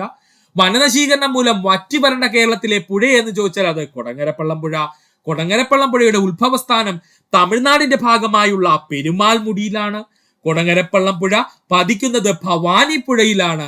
കേരളത്തിൽ നീരൊഴുക്ക് വീണ്ടെടുത്ത പുഴ എന്നറിയപ്പെടുന്നത് കൊടങ്ങരപ്പള്ളം പുഴ. പഠിക്കുക. അടുത്തതായിട്ട് നമ്മൾ പഠിക്കാൻ പോകുന്നതാണ് കേരളത്തിലെ കായലുകൾ. കടലിനോട് ചേർന്ന് കാണപ്പെടുന്ന വലിയ ജലാശയങ്ങളാണ് കായലുകൾ എന്നറിയപ്പെടുന്നത്. കടലിനോട് ചേർന്ന് കാണപ്പെടുന്ന വലിയ ജലാശയങ്ങൾ അറിയപ്പെടുന്ന പേരാണ് കായലുകൾ. കേരളത്തിലെ കായലുകളുടെ എണ്ണം 34. കേരളത്തിലെ കായലുകളുടെ എണ്ണം 34. കേരളത്തിലെ ഏറ്റവും വലിയ കായൽ എന്നറിയപ്പെടുന്നത് വേമ്പനാട് കായൽ. കേരളത്തിലെ ഏറ്റവും വലിയ കായൽ എന്നറിയപ്പെടുന്നത് വേമ്പനാട് കായലാണ്. വേമ്പനാട് കായൽ സ്ഥിതി ചെയ്യുന്ന ജില്ലകൾ കോട്ടയം ജില്ല, എറണാകുളം ജില്ല, ആലപ്പുഴ ജില്ല. വേമ്പനാട് കായൽ സ്ഥിതി ചെയ്യുന്ന കേരളത്തിലെ ജില്ലകള് കോട്ടയം ജില്ല, എറണാകുളം ജില്ല, ആലപ്പുഴ ജില്ല. പ്രധാനമായും കേരളത്തിൽ കായലുകൾ പ്രയോജനപ്പെടുത്തുന്നത് മത്സ്യബന്ധനം, കക്കവാരൽ, കയർ വ്യവസായം, വിനോദസഞ്ചാരം. കയർ വ്യവസായം ഇമ്പോർട്ടൻസ് കൊടുത്ത് പഠിച്ചോളണേ, സ്റ്റാർ ഇട്ട് പഠിച്ചോളണേ. പ്രധാനമായും കേരളത്തിലെ കായലുകൾ പ്രയോജനപ്പെടുത്തുന്നത് എന്തിനു ചോദിച്ചു കഴിഞ്ഞാൽ മത്സ്യബന്ധനത്തിന്, കക്കവാരൽ, കയർ വ്യവസായം, അതുപോലെ തന്നെ വിനോദ സഞ്ചാരത്തിനുമാണ്. ഒന്നുകൂടി പറയാൻ സുഹൃത്തുക്കളെ, ഈ പറഞ്ഞ ഫുൾ പോയിന്റ്സും പ്രീവിയസ് ആയി PSC ചോദിച്ചതാണ്. അതുകൊണ്ട് വ്യക്തമായിട്ട് പഠിക്കുക. കടലിനോട് ചേർന്ന് കാണപ്പെടുന്ന വലിയ ജലാശയങ്ങൾ അറിയപ്പെടുന്ന പേരാണ് കായലുകൾ. കേരളത്തിലെ കായലുകളുടെ എണ്ണം 34. കേരളത്തിൽ ഏറ്റവും വലിയ കായൽ എന്നറിയപ്പെടുന്നത് വേമ്പനാട് കായലാണ്. വേമ്പനാട് കായൽ സ്ഥിതി ചെയ്യുന്ന കേരളത്തിലെ ജില്ല കോട്ടയം ജില്ല, എറണാകുളം ജില്ല, ആലപ്പുഴ ജില്ല.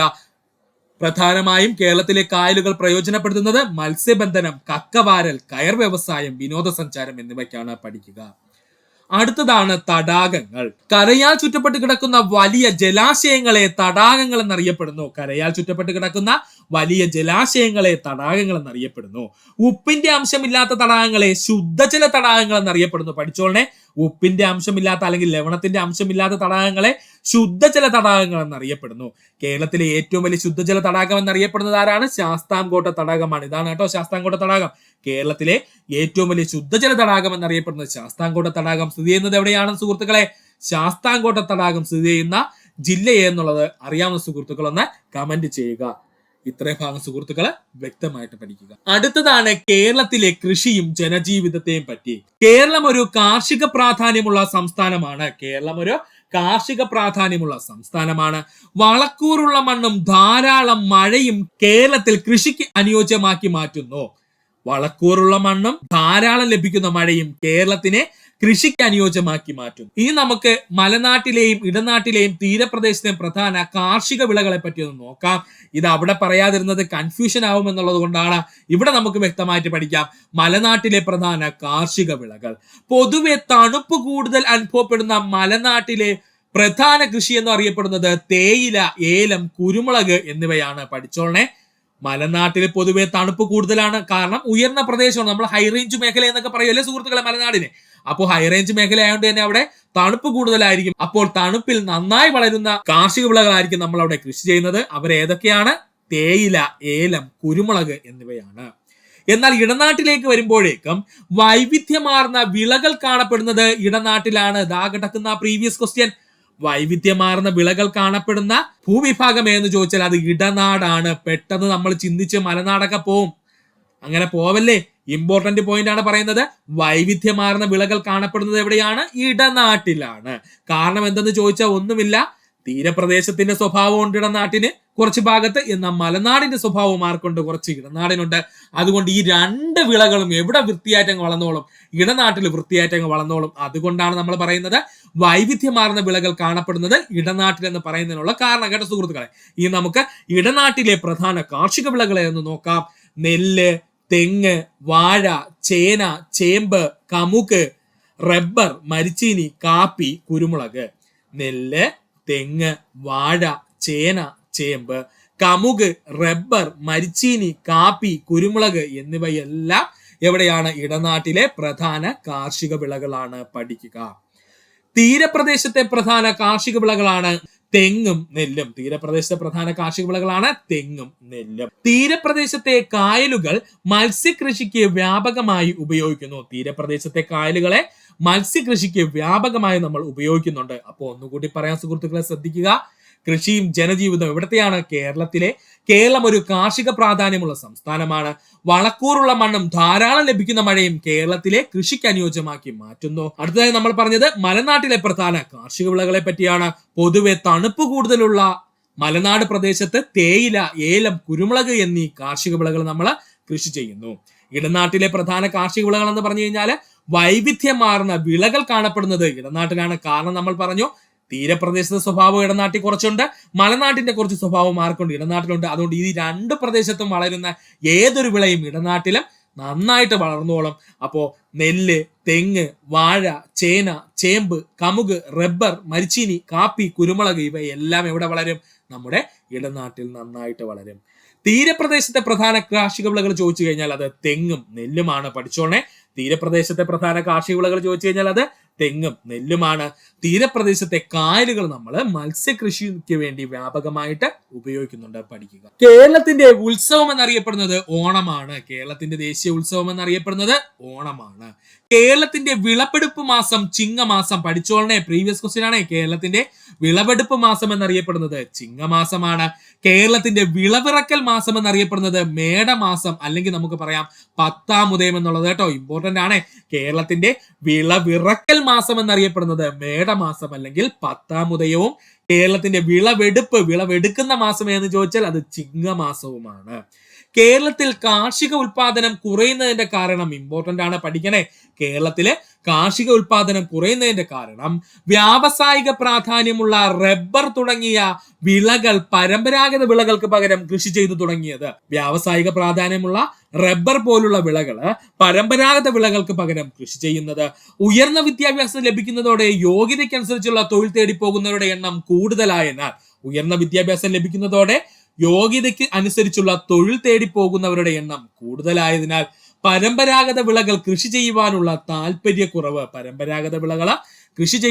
താല്പര്യക്കുറവ് ഇത്രയുമാണ് കേരളത്തിലെ കാർഷിക ഉൽപാദനം കുറയുന്നതിന് കാരണം. ഒന്നുകൂടി പറയാം സുഹൃത്തുക്കളെ, ശ്രദ്ധിച്ചിരിക്കുക. കേരളത്തിന്റെ ദേശീയ ഉത്സവം എന്നറിയപ്പെടുന്നത് ഓണമാണ്. കേരളത്തിന്റെ വിളവെടുപ്പ് മാസം, വിളവ് എടുക്കുന്ന മാസം എന്ന് ചോദിച്ചാൽ അത് ചിങ്ങമാസം. കേരളത്തിൽ വിളവിറക്കുന്ന മാസം ചോദിച്ചാൽ മേടമാസം, അല്ലെങ്കിൽ നമുക്ക് പറയാം പത്താം ഉദയം. കേരളത്തിൽ കാർഷിക ഉൽപാദനം കുറയുന്നതിന് കാരണം ചോദിച്ചു കഴിഞ്ഞാൽ വ്യാവസായിക പ്രാധാന്യമുള്ള റബ്ബർ പോലുള്ള വിളകൾ പരമ്പരാഗത വിളകൾക്ക് പകരം കൃഷി ചെയ്യുന്നത്. ഉയർന്ന വിദ്യാഭ്യാസം ലഭിക്കുന്നതോടെ യോഗ്യതയ്ക്കനുസരിച്ചുള്ള തൊഴിൽ തേടി പോകുന്നവരുടെ എണ്ണം കൂടുതലായെന്ന് പരമ്പരാഗത വിളകൾ കൃഷി ചെയ്യുവാനുള്ള താല്പര്യക്കുറവ്. ഇത്രയും ഭാഗം സുഹൃത്തുക്കളെ വ്യക്തമായിട്ട് പഠിക്കും. അടുത്തതാണ് നമ്മൾ കേരളത്തിലെ ഗതാഗത മേഖലയെ പറ്റിയാണ് നോക്കുന്നത്. അപ്പോൾ നമുക്ക് ആദ്യം തീരപ്രദേശത്തെ ഗതാഗതത്തെ കുറിച്ചൊന്ന് നോക്കാം. കായലുകൾ, തടാകങ്ങൾ, നദീമുഖങ്ങൾ എന്നിവ നിറഞ്ഞ തീരപ്രദേശത്തെ ജലഗതാഗതത്തിന് കൂടുതൽ പ്രാധാന്യമുണ്ട്, അല്ലേ സുഹൃത്തുക്കളെ? കായലുകളും തടാകങ്ങളും നദീമുഖങ്ങൾ എന്നിവ കൂടുതലുള്ള നമ്മുടെ തീരപ്രദേശ മേഖലയിൽ നമ്മൾ ഏറ്റവും കൂടുതൽ ആപ്റ്റ് ചെയ്യുന്ന ഏതാണ്? ജലഗതാഗതമാണ്, അല്ലെങ്കിൽ ജലഗതാഗതത്തിന് കൂടുതൽ പ്രാധാന്യമുണ്ട്. കേരളത്തിൽ സ്ഥിതി ചെയ്യുന്ന ദേശീയ ജലപാത NW3 ആണ്, അല്ലെങ്കിൽ നാഷണൽ വാട്ടർവേ 3 ആണ്. കേരളത്തിൽ സ്ഥിതി ചെയ്യുന്ന ദേശീയ ജലപാത NW3 അല്ലെങ്കിൽ നാഷണൽ വാട്ടർവേ 3 ആണ്. തിരുവനന്തപുരം മുതൽ ഹോസ്ദുർഗ് വരെ നീണ്ടുകിടക്കുന്ന ജലപാതയാണ് കേരളത്തിനുള്ളത്. കൺഫ്യൂഷൻ ആവല്ലേ? തിരുവനന്തപുരം മുതൽ ഹോസ്ദുർഗ് വരെ നീണ്ടു കിടക്കുന്ന ജലപാതയാണ് കേരളത്തിന്റേത്. എന്നാൽ നമ്മുടെ നാഷണൽ വാട്ടർവേ ഇപ്പോ കൊല്ലം മുതൽ ഏതുവരെയാ സുഹൃത്തുക്കളെ ഉള്ളത്? ആദ്യഘട്ടത്തില് കോട്ടപ്പുറം വരെയായിരുന്നു. ഇപ്പോൾ അത് ഏതുവരെ ഉയർത്തിയിട്ടുണ്ട് സുഹൃത്തുക്കളെ? കോഴിക്കോട് വരെ ഉയർത്തിയിട്ടുണ്ട്. ഇപ്പോ NW3 എന്ന് പറയുന്ന ആദ്യം കൊല്ലം മുതൽ ആരംഭിക്കുന്നു. അത് കോട്ടപ്പുറം വരെയായിരുന്നു ഫസ്റ്റ് സ്റ്റേജ്. കോട്ടപ്പുറത്ത് നിന്ന് പിന്നെ നമ്മളത് കോഴിക്കോട് വരെ നമ്മളത് എക്സ്റ്റെൻഡ് ചെയ്തിട്ടുണ്ട് കേട്ടോ സുഹൃത്തുക്കളെ. അപ്പോ യഥാർത്ഥത്തിൽ നമ്മുടെ കേരളത്തിന്റെ ജലപാത എന്ന് പറയുന്നത് തിരുവനന്തപുരത്ത് ആരംഭിച്ച് കാസർഗോഡ് ഹോസ്ദുർഗ് വരെ നീണ്ടു കിടപ്പുണ്ട് കേട്ടോ. തിരുവനന്തപുരത്ത് ആരംഭിച്ച് കാസർഗോഡ് ഹോസ്ദുർഗ് വരെ നീണ്ടു കിടപ്പുണ്ട്. അതിനെ നമ്മളിങ്ങനെ എക്സ്പാൻഡ് ചെയ്ത് പയ്യെ വരുവാണ് കേട്ടോ. തീരപ്രദേശത്ത് ചേർന്ന് തുറമുഖങ്ങൾ വികസിപ്പിച്ചു. തീരപ്രദേശത്തോട് ചേർന്ന തുറമുഖങ്ങൾ കേരളത്തിൽ വികസിച്ചു. കായലുകൾക്ക് കുറുകെ പാലങ്ങൾ നിർമ്മിക്കുകയും തീരദേശത്ത് റെയിൽ പാളങ്ങളും അതുപോലെ ദേശീയ പാതകളും നിർമ്മിക്കുകയും ചെയ്തു. അപ്പോൾ ആദ്യകാലങ്ങള് നമ്മുടെ തീരപ്രദേശത്ത് പ്രധാനമായിട്ടും ജലഗതാഗതമായിരുന്നു ഉണ്ടായിരുന്നത്. അതിനുശേഷം നമ്മൾ കായലുകൾക്ക് കുറുകെ പാലങ്ങൾ നിർമ്മിക്കുകയും അതുവഴി തീരദേശത്ത് റെയിൽ പാളങ്ങളും ദേശീയ പാതകളും നിർമ്മിക്കുകയും ചെയ്തു. ഇടനാട്ടിലും മലനാട്ടിലും റോഡ് ഗതാഗതമാണ് കൂടുതൽ. പശ്ചിമഘട്ടത്തിലെ ചുരങ്ങൾ വഴി തമിഴ്നാട്ടിലേക്കും കർണാടകത്തിലേക്കും പാതകൾ നിർമ്മിച്ചു. പശ്ചിമഘട്ടത്തിലെ ചുരങ്ങൾ വഴി തമിഴ്നാട്ടിലേക്കും കർണാടകത്തിലേക്കും പാതകൾ നിർമ്മിച്ചു. തിരുവനന്തപുരം, എറണാകുളം, കോഴിക്കോട്, കണ്ണൂർ എന്നീ ജില്ലകളിൽ അന്താരാഷ്ട്ര വിമാനത്താവളങ്ങൾ നിലവിൽ വന്നു. തിരുവനന്തപുരം, എറണാകുളം, കോഴിക്കോട്, കണ്ണൂർ എന്നീ ജില്ലകളിൽ അന്താരാഷ്ട്ര വിമാനത്താവളങ്ങൾ നിലവിൽ വന്നു. തീരപ്രദേശത്ത് കൂടുതലായി കായലുകളും തടാകങ്ങളും നദീമുഖങ്ങളും എന്നിവ ഉണ്ടായിരിക്കുന്നത് കൊണ്ട് ജലഗതാഗതമായിരുന്നു അവിടെ കൂടുതൽ. അല്ലെങ്കിൽ ആദ്യകാലങ്ങളില് കേരളത്തിൽ സ്ഥിതി ചെയ്യുന്ന ദേശീയ ജലപാത എന്ന് ചോദിച്ചാൽ NW3 ആണ്, നാഷണൽ വാട്ടർവേ 3 ആണ്. ഇത് ആദ്യകാലത്തിൽ കൊല്ലം മുതൽ കോട്ടപ്പുറം വരെയായിരുന്നു. ഇപ്പോൾ അത് കോഴിക്കോട് വരെ എക്സ്റ്റെൻഡ് ചെയ്തിട്ടുണ്ട്. തിരുവനന്തപുരം മുതൽ ഹോസ്ദുർഗ് വരെ, അതായത് കാസർഗോഡ് ജില്ലയുടെ ഭാഗമായുള്ള ഹോസ്ദുർഗ് വരെ നീണ്ടു കിടക്കുന്ന വളരെ വിശാലമായിട്ടൊരു ജലപാതയാണ് കേരളത്തിനുള്ളത്. അതിങ്ങനെ പയ്യെ നമ്മൾ അപ്ഡേറ്റ് ചെയ്ത് വന്നുകൊണ്ടിരിക്കുകയാണ് കേട്ടോ. തീരദേശത്ത് ചേർന്ന് തുറമുഖങ്ങൾ കേരളത്തിൽ വികസിച്ചു. കായലുകൾക്ക് കുറുകെ പാലങ്ങൾ നിർമ്മിക്കുകയും തീരദേശത്ത് റെയിൽ പാളങ്ങളും ദേശീയപാതകളും നിർമ്മിക്കുകയും ചെയ്തു. ഇടനാട്ടിലും മലനാട്ടിലും റോഡ് ഗതാഗതമാണ് കൂടുതലായുള്ളത്. പശ്ചിമഘട്ടത്തിലെ ചുരങ്ങൾ വഴി തമിഴ്നാട്ടിലേക്കും കർണാടകത്തിലേക്കും പാതകൾ നമ്മൾ നിർമ്മിച്ചു. തിരുവനന്തപുരം, എറണാകുളം, കോഴിക്കോട്, കണ്ണൂർ എന്നീ ജില്ലകളിൽ അന്താരാഷ്ട്ര വിമാനത്താവളങ്ങളും നിലവിൽ വന്നു. പഠിക്കുക.